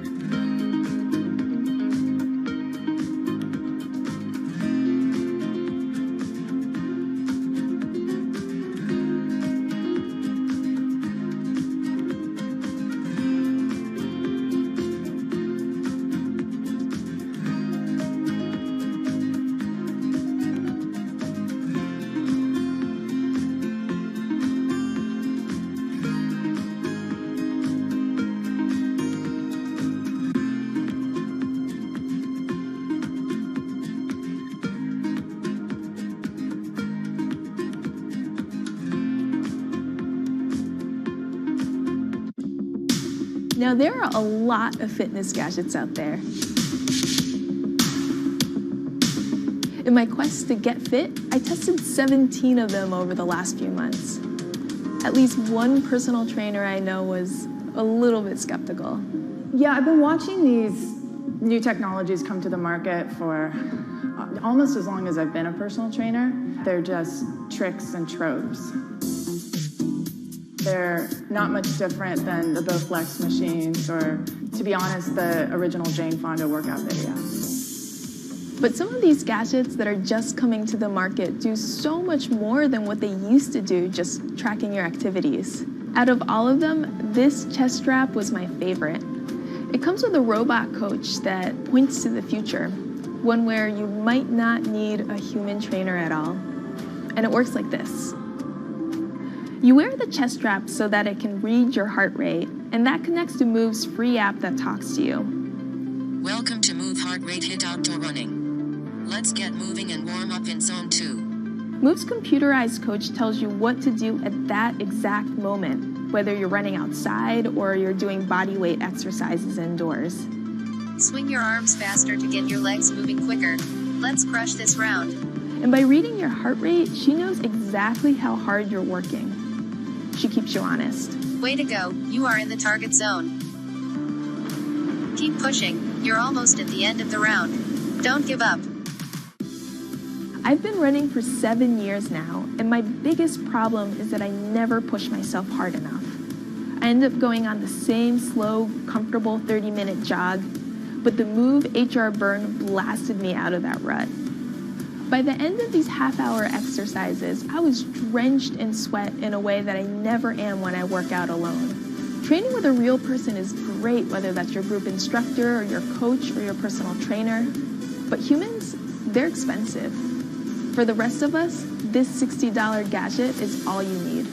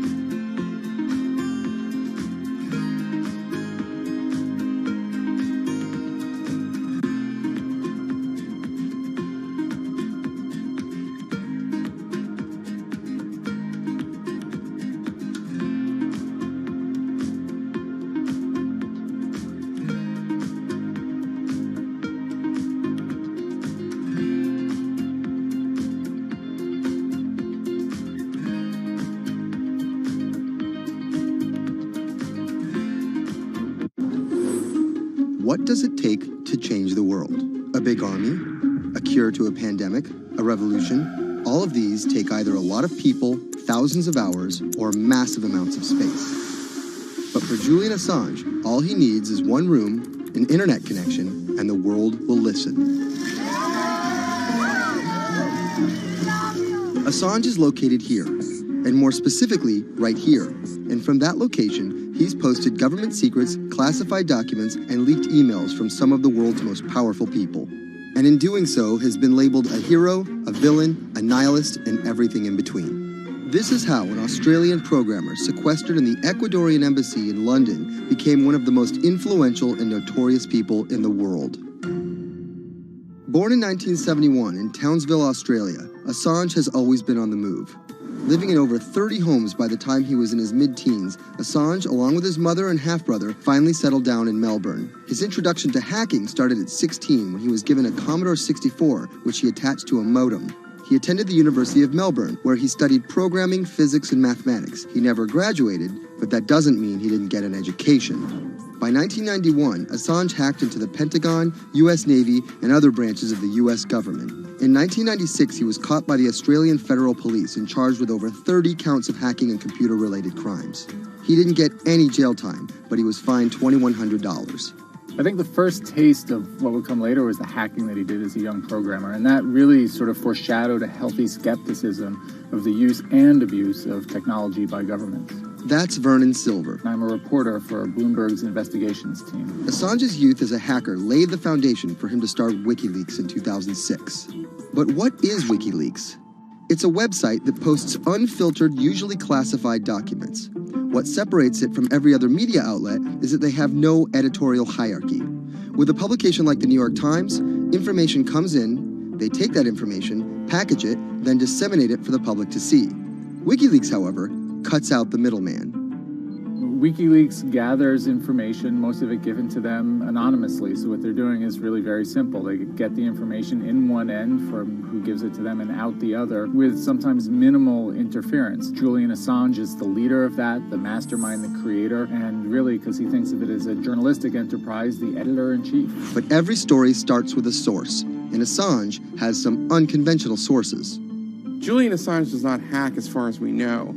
He is the recipient of people who are either insiders who give him secret documents or hacked emails from a foreign power. That's Eli Lake. I am a columnist for Bloomberg. And there was no source bigger for Assange than Chelsea Manning. He used to be known as U.S. soldier Bradley Manning. In 2010, Manning provided Assange and WikiLeaks with hundreds of thousands of leaked government documents. WikiLeaks quietly began releasing the documents in February of 2010, then made big headlines in April by posting what is now known as the collateral murder video. Come on, fire! It was a vivid, graphic video. It changed the debate on the Iraq War, and importantly, it put WikiLeaks on the map when they put it online, and they couldn't be ignored at that point. And those leaks were just the beginning. They went on to post more than 90,000 leaked documents known as the Afghan war logs, 390,000 documents known as the Iraq war logs, and 250,000 private messages between diplomats called cables in what is now known as Cablegate. These leaks were met with very real ethical questions. The problem with publishing those cables was that a number of confidential sources for U.S. diplomats who faced real danger when their names were exposed. Then Secretary of State Hillary Clinton drove the point home that every country, including the United States, must be able to have candid conversations about the people and nations with whom they deal. Shortly after Cablegate, the Swedish government issued an arrest warrant for Assange on allegations of rape and molestation. He claimed the allegations were fabricated to get him extradited to the United States, a claim the U.S. government denied. Either way, Assange's next move was to seek refuge in the Ecuadorian embassy, which really was the beginning of the new chapter in his life and what we're dealing with now, which is him being stuck in London. What was supposed to be an office in an embassy is now Assange's self-imposed prison to this very day. But that doesn't mean he's slowed down. Since being trapped at the embassy, WikiLeaks has released files about Guantanamo Bay prisoners, Syrian political figures, and the draft to the Trans-Pacific Partnership. And then came the 2016 U.S. election. Thousands of leaked emails showed Democratic Party officials possibly plotting against Bernie Sanders in his race against Hillary Clinton. Over the course of 68 days, WikiLeaks released 20,000 confidential Democratic National Committee emails.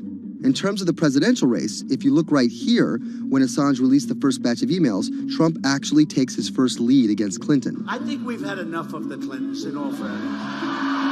Don't you think? Once WikiLeaks started exposing secrets of the Democratic Party, Julian Assange became a hero to many on the right. Public opinion kind of flip-flopped. WikiLeaks. From the emails, we now know Hillary Clinton's campaign manager makes risotto, and also how the DNC squashed Bernie Sanders' campaign. One thing we don't know is who gave Assange the stolen emails in the first place. Many leading Democrats say they suspect it was the Russians. They released an analysis from a private cybersecurity firm that had said it was the Russians. But Assange claims our source is not the Russian government, and it is not a state party. So this is where we stand today. The public still doesn't know who provided the emails to WikiLeaks. Meanwhile, Assange is still running WikiLeaks and still releasing documents. In March 2017, he started publishing documents from the CIA's Center for Cyber Intelligence called Vault 7. The CIA, the agency charged with finding and keeping our top secrets, can't keep its own secrets.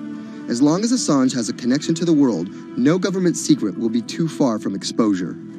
Julian Assange is still in the embassy. Maybe he'll leave, maybe he won't. Kind of regardless, his work has been done.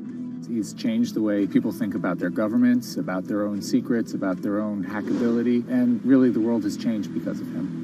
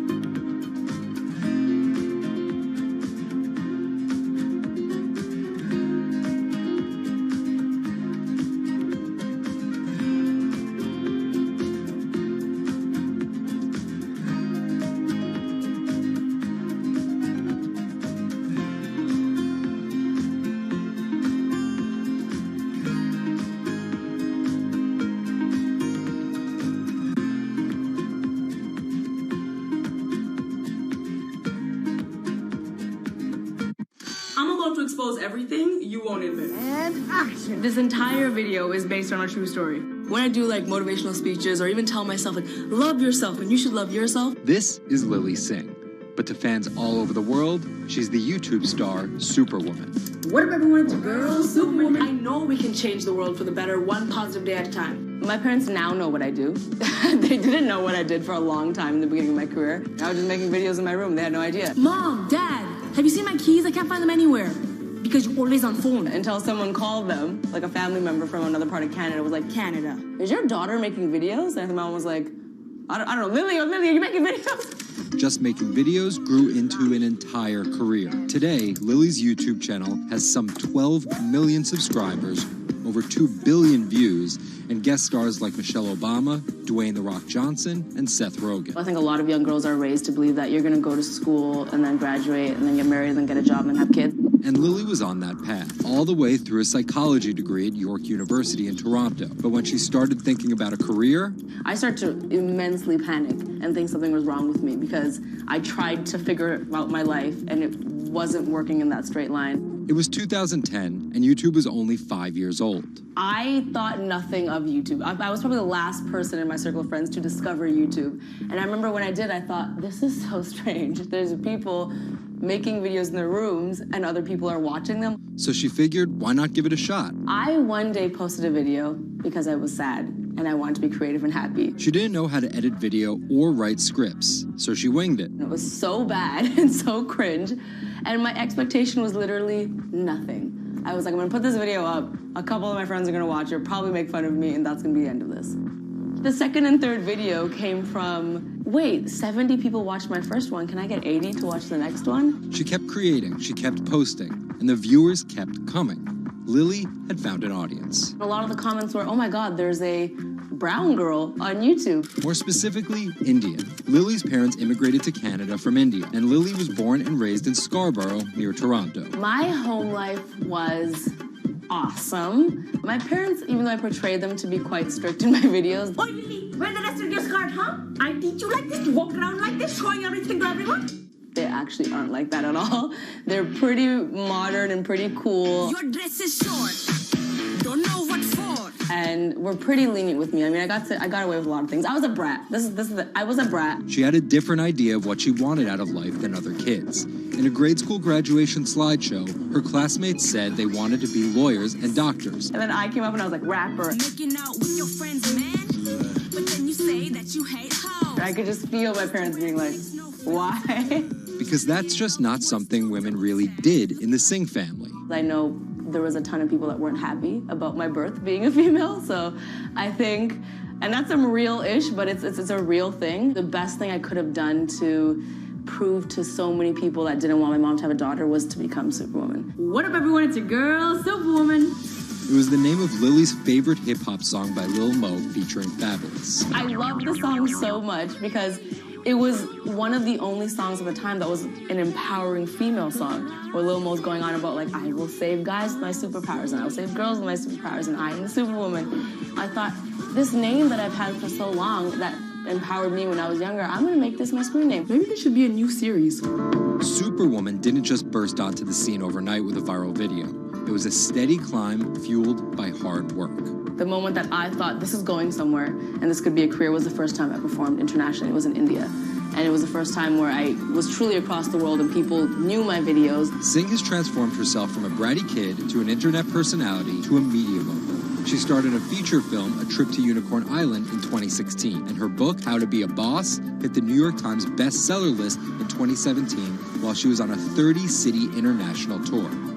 Lily started out with the goal of getting millions of subscribers and financial security. Hurry the hell up! But after surpassing those goals, success has new meaning. I've really come to terms with the fact that my definition of success is what's the best legacy I can leave behind. And it's not the number of views, the number of subscribers. It is the number of people that can say, this girl changed my life or changed something in my life positively.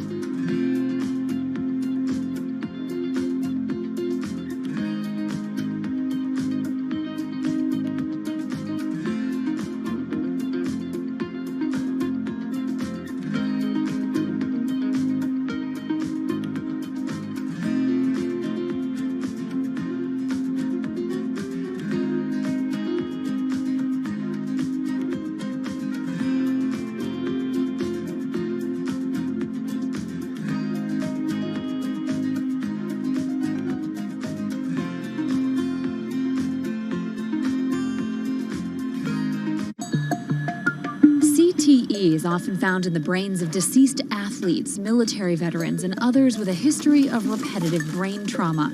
Hundreds have donated their brains to the VA Boston University Concussion Legacy Foundation Brain Bank. This is a former NFL player who died in his early 70s, and this is a veteran who also died in his early 70s. Dr. Ann McKee dissects these brains.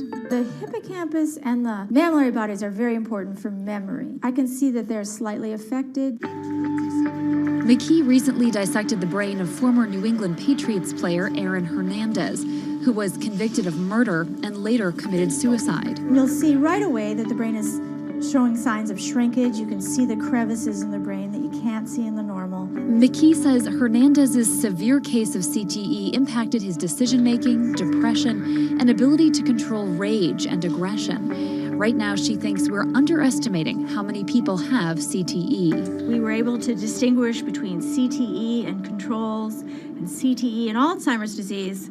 The next question is, can we do this in the blood, and can we do this in living people? And we aren't there yet with those answers. But the need for a diagnosis in the living is motivating companies such as Quanterix in Lexington, Massachusetts, to work faster on technology that could diagnose concussions and CTE in as few as 30 minutes. Kevin Rosovsky is the CEO. It's like a high-powered microscope. And so by doing that, we can see little biomarkers that you couldn't see before in the blood. Quanterix received a grant from the NFL and just went public. Since then, its stock is up more than 40%.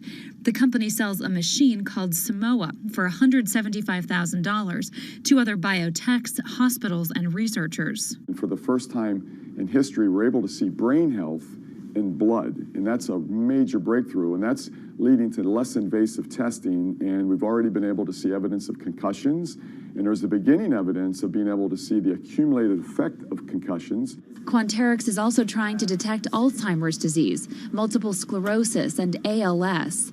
Rosovsky says he thinks diagnosing concussions will be easier than diagnosing CTE. Diagnosing CT in the living probably is a couple years away. We're real excited to see the progress, but reducing some of that work into actual tests in a laboratory takes time. There's regulatory approvals. There's a lot of red tape that you have to go through. Also in this race to diagnose CTE in the blood are Athlon Medical and Exosome Sciences. And New York's Mount Sinai Hospital is scanning for the disease in the living. But it's just one step in a series of questions for those with serious head trauma. There's still no cure for CTE. Even if we had a great idea for a treatment, there's no way to test whether it's effective or not. So that's the enormous advance that we'll get if we can develop a biomarker for this disease. In Boston, Ann Mostu, Bloomberg News.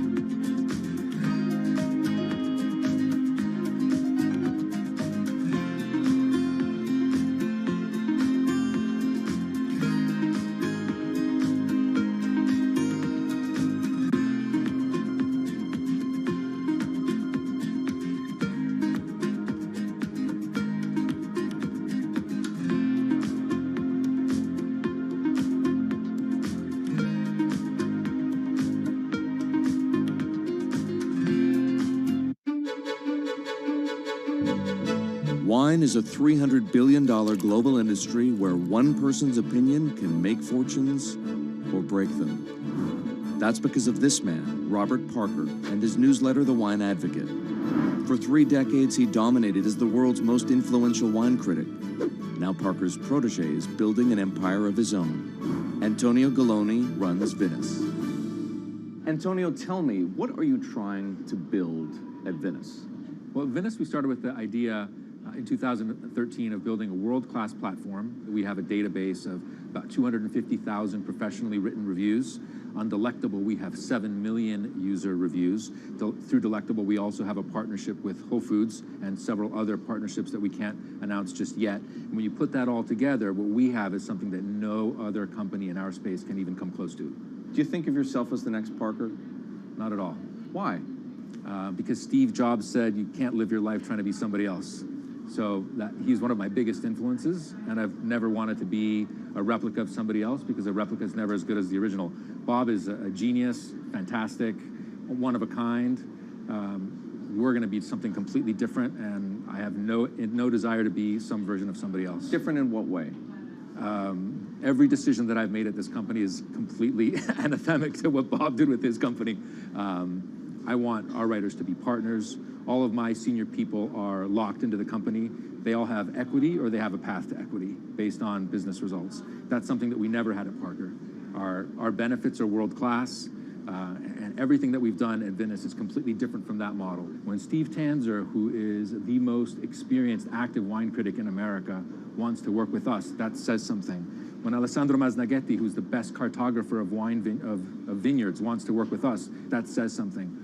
When Neil Martin, who's a superstar wine critic with enormous experience in Bordeaux and Burgundy and the former lead critic at The Advocate, wants to come and be part of our team, that says something. You make it sound like The Wine Advocate was a disaster as a company and a miserable experience as an employee. No, it was great because I got to work with Bob Parker when he was at his prime, you know, and Bob was like a second father to me, and we talked on the phone all the time, and he gave me great advice. Can anyone's palate dominate the wine criticism business the way Parker's did? And should anyone's palate dominate it the way his did? I just think the world is very different today. You know, it's just a totally different world. It's probably not healthy to have a single person dominating the world. It's not even wine criticism, it's the wine industry. Yeah, that's probably not the healthiest thing in the world.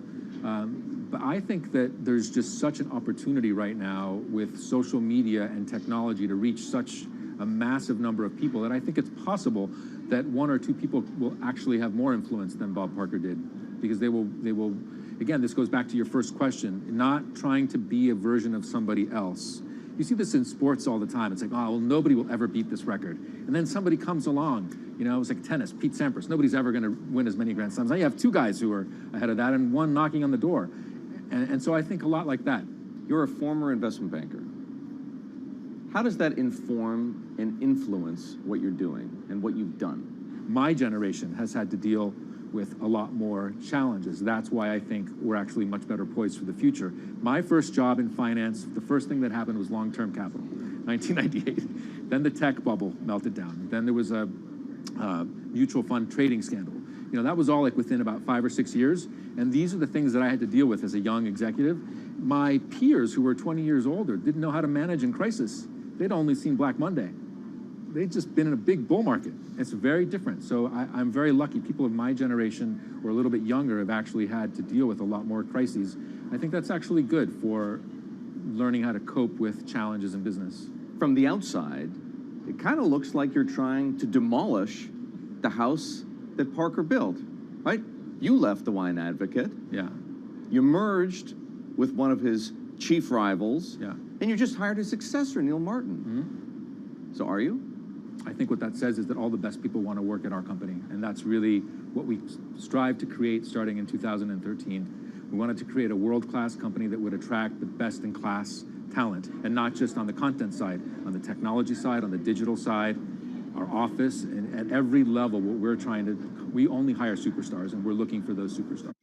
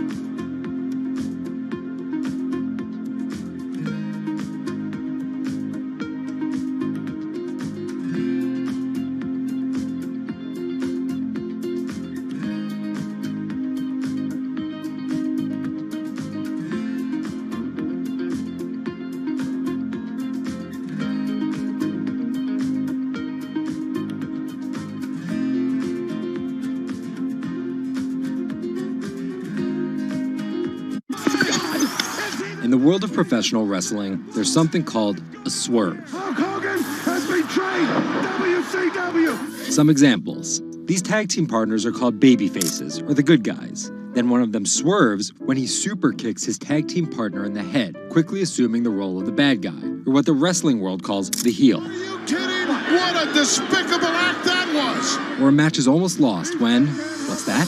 The superstar wrestler appears out of nowhere sprinting down the aisle to save the match. That's the Warriors music!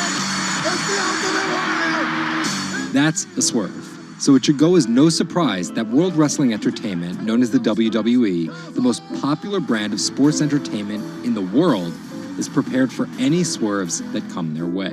So here's the story of how the WWE learned to see the swerve coming.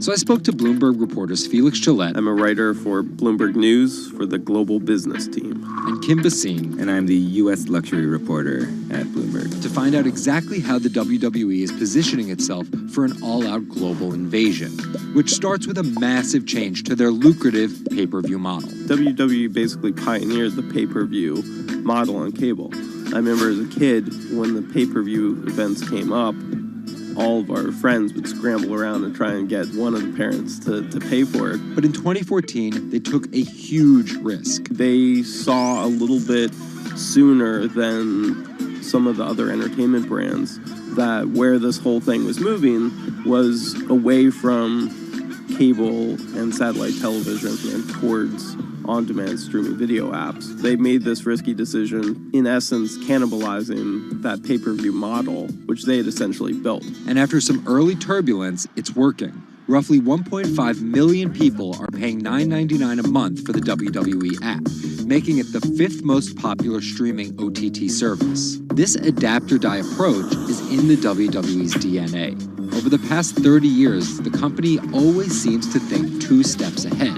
In the early 90s, WWE was at its most threatened when Ted Turner took them on with WCW, which stands for World Championship Wrestling. And back then, the WCW was winning the ratings war. So in order to compete with them, WWE had changed its product from a family-friendly kind of cartoonish style to this really raw. That's why they called their show Raw. It was this raw style of wrestling. With violent, outrageous, reality-inspired plot lines and aggressive personas. From a 16-foot ladder! And they won that fight against Ted Turner. And they bought WCW. The early 2000s ushered in an era of testosterone-driven programming aimed at the red-blooded American male. Bra and panties matches, and people smash each other over their head with like barbed wire bats and things like that. Until 2015, when WWE fans started a hashtag Give Divas a Chance. Since then, WWE has hired 40 more female wrestlers, and that growing cast of female characters was part of a much larger plan. They started to try to appeal to a broader set of people. Let's attract more female fans. And after we've attracted more female fans, let's attract more international fans. They're broadening their base, and they're doing that in large part to make it more advertising friendly. And not just friendly to advertisers. They're trying to build up their fan base in China.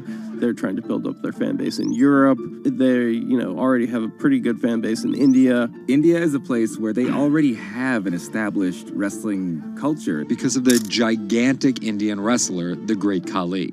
But there's still a lot of work to do. While the WWE set a revenue record in 2017, only 30% of it is coming from an overseas audience. And there's one person whose responsibility is to grow that number. The buck eventually stops at Vince McMahon, no matter what's happening within WWE. Yeah, he's a very controlling guy, and it's a very, very, very tightly scripted company. And that goes all the way down the board to the big stars' entrance music. And their outfits and things like that. So with a CEO like McMahon always planning 2 moves ahead and an aggressive push into multiple international markets, a big issue is money. It's hard to do all those things simultaneously without committing a huge amount of capital to it. And that's where the WWE becomes an attractive company for buyers. Potentially, one thing that could happen with WWE is they could benefit by being acquired by a bigger technology or telecom company, an Amazon or Facebook or a 21st Century Fox. So with a market cap of $2.8 billion, the advantage of owning 100% of their own content, and a rapid consolidation spreading throughout the entertainment industry, it looks like the WWE is well positioned, even if there are swerves ahead. Our world is changing. Every day, it changes a little faster. Some changes are too small to see. Others, too big to handle. Sometimes, change feels slow. So slow, we don't even notice. Other times, it happens all at once, and we can't keep up. For our climate, change means many things. And between too small to see and too big to handle, there is a whole world of difference. The clock is ticking. This is Bloomberg Green. Saving the seas. This week, the deep-sea diver who stopped writing the ocean's obituary to find a solution. Enric Sala tells us why the next 10 years matter most. And globalization needs to get greener. Shipping accounts for nearly an eighth of all transport emissions. How can the industry clean up its act? Plus, protecting coastlines comes at a huge environmental cost. But one Israeli startup found a way to keep the sea out and the animals in. From London, I'm Anne-Marie Hordern, and this is Bloomberg Green.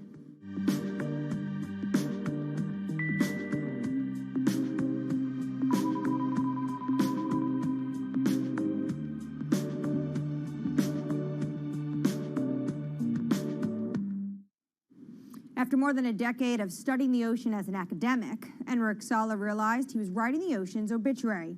He quit his job and became a full-time conservationist.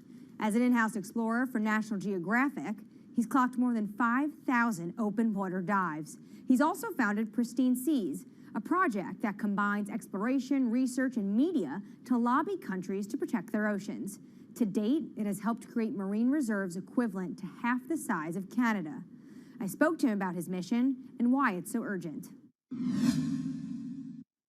The state of the world's oceans is really bad. We have lost 90% of the large fish in the ocean. Sharks, groupers, cod, tuna. More than half of the fish stocks are overfished, which means that we are taking them out of the water faster than they can reproduce. More than half of the ocean is affected by industrial fishing, and global warming is killing coral reefs all around the world. The ocean is in a trajectory of decline.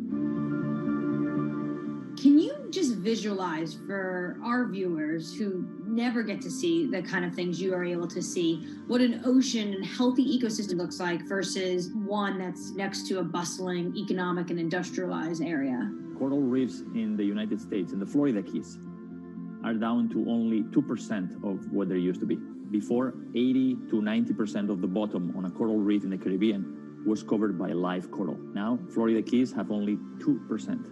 The average in the Caribbean is about 5% of the bottom covered by live coral. The rest is covered by slime and seaweed. And most of the fish you can see are this big. And it is very, very rare that if you jump into any place in the Caribbean at random, you see a shark. It's very, very rare. Now, let's go to Millennium Atoll, for example. An atoll that is uninhabited and fished south of the equator in the Central Pacific, belongs to the Republic of Kiribati. 2009, we conducted the first underwater expedition to this island, and I still remember the first time. Jumped over the side of the boat, and as soon as the bubbles cleared, I was surrounded by 15 gray reef sharks. After a couple minutes, the sharks decided that we were boring, and they went back to do their thing. And you look down, 90% of the seafloor is covered by thriving coral, and it's full of fish, and a sea turtle comes by. Now, this abundance that we rarely see anywhere except in well-managed marine reserves. This is what the ocean used to be like, and this is what we have learned from going to these pristine places. And you write in your book that you're writing the obituary of ocean life. What's the cure? The cure is doing less harm. Basically, there are three things that we are doing to the ocean. One is we are taking fish out of the water faster than they can reproduce. Two, we are turning the ocean warmer and more acidic because of man-made climate change. And three, we are throwing in everything that we don't want, our waste and our plastic. We need basically to reverse these trends. Does this mean that a lot of this falls to governments and their policies? That's a big part of it, because it is governments that regulate fishing and mineral extraction and oil extraction. It is governments that have the legal authority to create large marine reserves in the ocean. But also, local communities have an important role to play because some of the most successful protected areas in the ocean are community-led and community-managed marine reserves. So when the fish come back, the divers come in. And that creates huge economic opportunities through ecotourism. These areas that are managed by communities are very successful because the communities have a vested interest in having as many fish as possible inside them so they can enjoy the benefits. What from the pandemic has changed your view when it comes to protection of the environment? Nature has given us a very strong signal of how fast it can recover if we just give it space. Everybody was fascinated by all these videos of the whales and the dolphins coming into marinas and mountain lions on the streets of Santiago in Chile, wild goats in the UK. Nature has this extraordinary ability to bounce back if we just give it space. This is why we need to protect at least 30% of the planet by 2030. How do healthy marine ecosystems help in the fight against climate change, though? Most people see the ocean as a victim of climate change, but the ocean can also be a solution because we know that the more life that is in the ocean, like big fish and big whales, the more these organisms help to make the ocean productive and absorb more CO2. The kelp forest, seagrass beds, all of these are important ecosystems in the ocean that are similar to the forests on the land that capture a lot of our carbon pollutions. What are you most excited about in your field? We have 10 years to fix this problem. Global fisheries catch is going down, stocks are collapsing. Business as usual means that by 2050, 90% of the coral reefs are gone, that most commercial fisheries have collapsed. That affects food security, that affects migration of people. We have 10 years to get to peak greenhouse gas emissions and then go carbon neutral by 2050. And we have 10 years to protect at least 30% of the ocean so we can restore much of this health and productivity, not just for saving biodiversity, but also saving our life support system. We are not talking about something that is apart from us. We are not apart from nature. We are a part of nature. So these 10 years are probably the most critical in the history of humanity. The most accurate measurements of changing oceans will come from space. While Enric Sala explores what lies beneath, a new satellite is giving us data from above. We'll learn more about our oceans and climate change, but from space. A new satellite's been launched from California. Its mission, track the accelerating rise of sea levels. Well, the main instruments on board include a dual-frequency radar altimeter. And this is the primary instrument of the mission, and that's the one that's measuring sea surface height, significant wave height, and wind speed over the ocean. And from those measurements, we can actually have the superb measurements that we expect of sea level rise. Data gathered from Sentinel-6 will be used alongside information from other satellites to build as complete a picture of the oceans as possible. With a long record, we can precisely measure the acceleration. We eventually can detect new regime, tipping points. For example, if there is a runaway in the melting of Greenland or Antarctica, sea level will record this runaway change because it is an integrator of all changes that are occurring in the climate system. So we will be able to see some change, big change in the global climate. The National Oceanic and Atmospheric Administration expects that sea level rise will increasingly threaten U.S. coastlines. One example, the southern tip of Manhattan is expected to flood 20 to 40 times a year by 2030. 11 of the 15 largest megacities are located at the coast, and this number will double. The number of people living in coastal area will double by 2060. So, knowing how much sea level is rising at the coast and how much it will rise in the future in coastal areas is as obvious. It's obviously a major goal for human beings. Coming up, from sails to steam to oil, the shipping industry is no stranger to change. But how will it navigate the next transition? This is Bloomberg Green.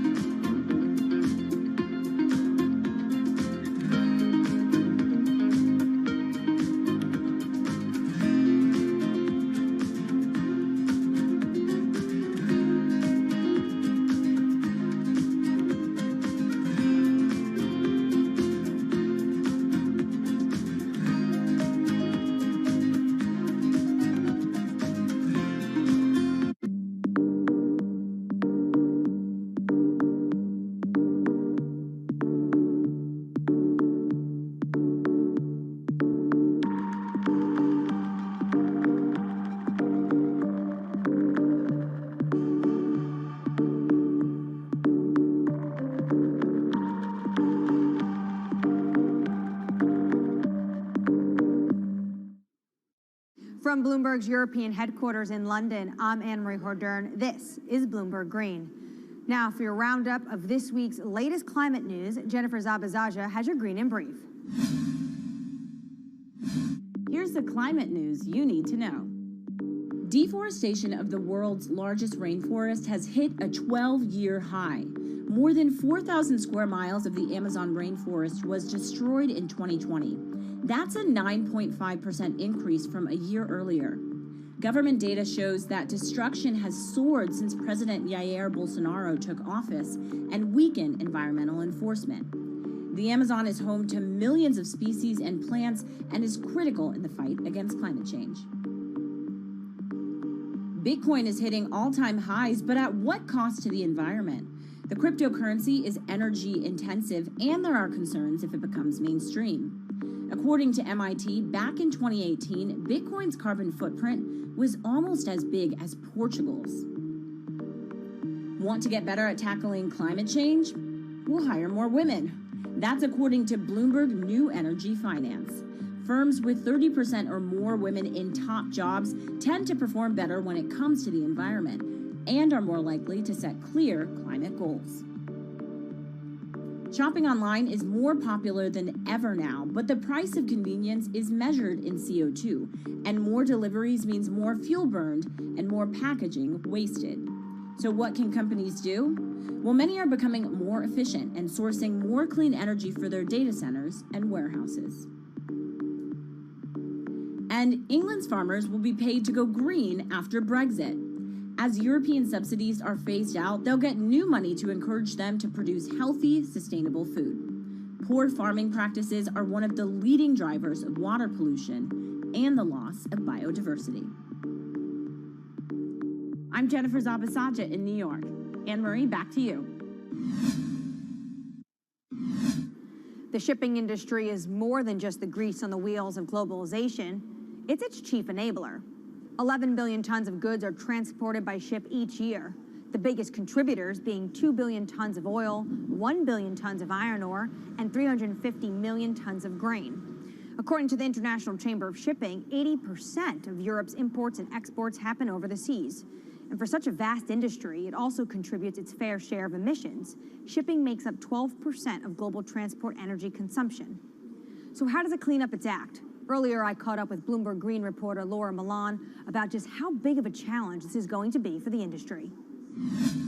One of the main issues is size. So about 90% of the world's cargo is moved by ships. So obviously changing such a huge industry is not going to be fast and it's not going to be easy.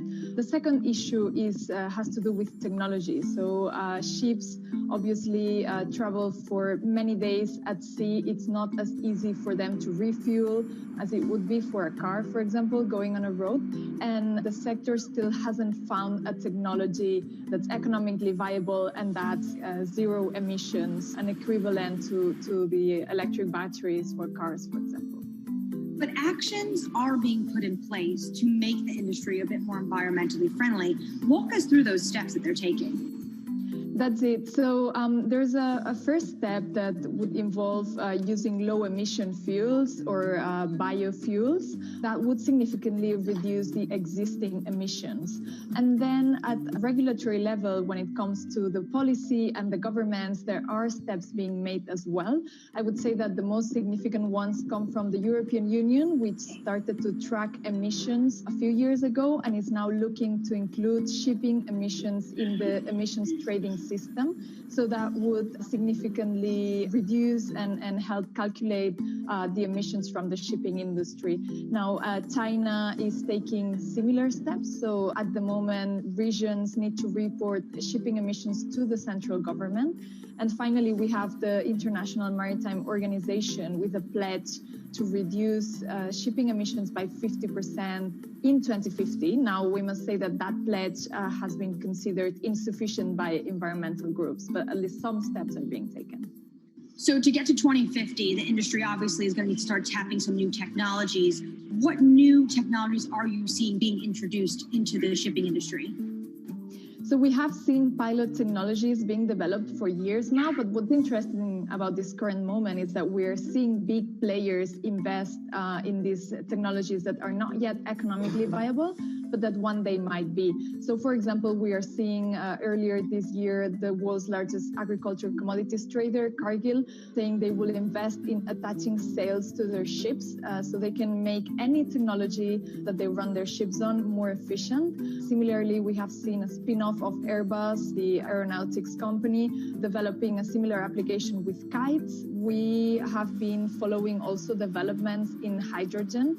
So at the moment, hydrogen fuel seems like a good option, a possible option when it has been developed and when it becomes economically viable. And we have Vestas, for example, the world's largest turbine maker, developing some ships that will be able to run on hydrogen in the near future. Coming up, rising sea levels means humans need to get creative when it comes to coastal defenses. But how do we protect both ourselves and the environment? One Israeli startup may have the answer. That's coming up next. This is Bloomberg Green.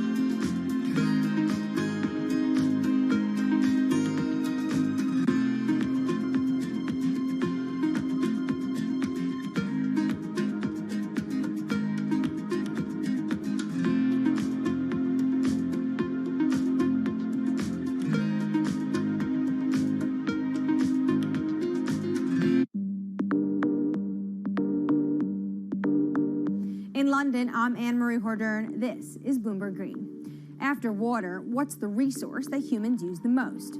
It's concrete, 3 tons a year for every person on the planet. And engineers estimate it's used twice as much as all other building materials combined. And it comes with a huge environmental cost. Concrete, not just in cities, it's a common feature on our coastlines too. And that's taking a toll on biodiversity. But one Israeli startup has found a way of making sea defenses stronger and encouraging life to thrive.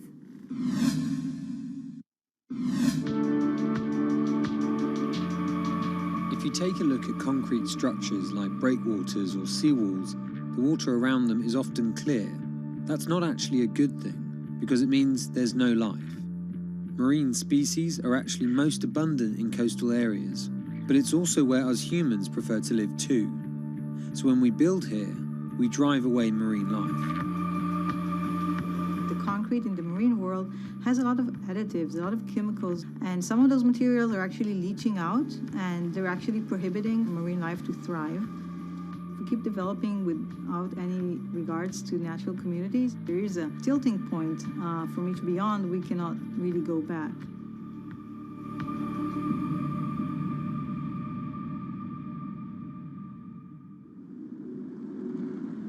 In the coastal city of Tel Aviv, an Israeli startup wants to revolutionize our urban coastlines. Their sea defenses are transforming lifeless man-made structures into teeming ecosystems. They do this by replacing standard concrete with their own special cement formulas. As opposed to regular cement-based concrete, e-concrete includes certain elements that enhance the growth of marine flora and fauna of plants and animals. Our admix, which is kind of our secret sauce, is basically kind of sealing the concrete, making it less aggressive for the marine environment. That once we add it, we enable life to flourish. In the lab, the team run tests to identify what mixes will work best for marine life. So we take really ice cube sized concrete slabs of different compositions, and we put larvae, 20, 30, 50. We need to have a lot of replicates. We're geeky scientists, so we have to have a lot of replication and controls. And then within a few days or just a few weeks, we can get an answer on their preference. So obviously, if they die, they have a very low tolerance to that specific concrete mix design. And if they thrive or they flourish, we can quantify that very quickly. E-concrete says it typically sees double the biodiversity of regular grey concrete. From fish and sea caterpillars on their armour blocks to crabs on these tidal pools that sit on the shoreline. This unit holds water during the low tide, so it's always moist, and therefore it has a very comfortable habitat for crabs and sea anemones and sea stars, etc. These pools have been here for less than 3 months, and this is already what you can see. It's covered with life. See the rock around it, which has been here for probably 10, 20, maybe even more years, only has a thin layer of green algae, and that's it. As well as the composition of the cement mix, E-concrete designs its products specifically to the marine environment it will be deployed, to create niches for endangered species, or to develop nurseries like these oyster beds. The final part of the equation is creating complex surface textures to mimic natural rock or coral, an environment that helps anchor young organisms. When concrete elements are being cast, the typical goal is to have a very slick surface, very, very smooth. The idea is to get the water to flow right across it. When we're designing e-concrete with a rough surface, we want to do the complete opposite. We want to slow the water when they are crossing the structure so that the larvae can actually adhere and attach to the surface. E-concrete has to offer its clients more than just ecological credentials. Over time, they've discovered that creating hospitable habitats for marine life adds another advantage, one that is surely hard to ignore. We've seen evidence to the fact that the growth of the organisms on the concrete create kind of a layer of defense. Just the addition of weight, we can actually gain stability and strength over time. This is let's say the unit when we put it in the water. And this is after a year in the water. And what you can see here is all the oysters are completely covering it. We designed the units so they can withstand the forces and perform in terms of structural performance, but they can also be a backbone for ecological enhancement. The company tests its miniature designs in tanks full of real seawater, rocks, plants, and animal life from around the world. What we're looking for is the accumulation of calcium carbonate on the surface of the concrete of different mixes and different designs. This is the process that we call biogenic buildup. So with time, we get a buildup of calcium carbonate that is sourced from marine organisms on the surface of the concrete. And we actually encapsulate the concrete with a natural rock. So when the organism die, in case of a coral, it will die, and then another coral will sit on it, and that's how a reef is growing. The hope that our man-made structures could become stronger over time also means better economics. The The units require less maintenance and could therefore stay in the water for longer. E-concrete, though, is just a few years old, so it needs more time to really quantify the longevity of its products. But the company are certain their products are better for the environment, and not just in terms of improving biodiversity. We're kind of trying to offset some of that immense carbon footprint of the concrete industry. Construction is responsible for about 11% of global carbon emissions. By adding a biological crust to their products, e-concrete prevents some CO2 from being released into the atmosphere. For every kilogram of calcium carbonate being created by those marine organisms, we're offsetting 120 grams of CO2. So think about building a port infrastructure or a city waterfront that is an active carbon sink. I think that's a great advantage of the technology.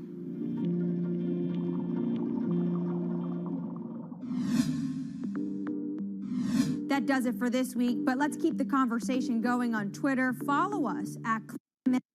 I'm Anne-Marie Hordern, and this is Bloomberg Green.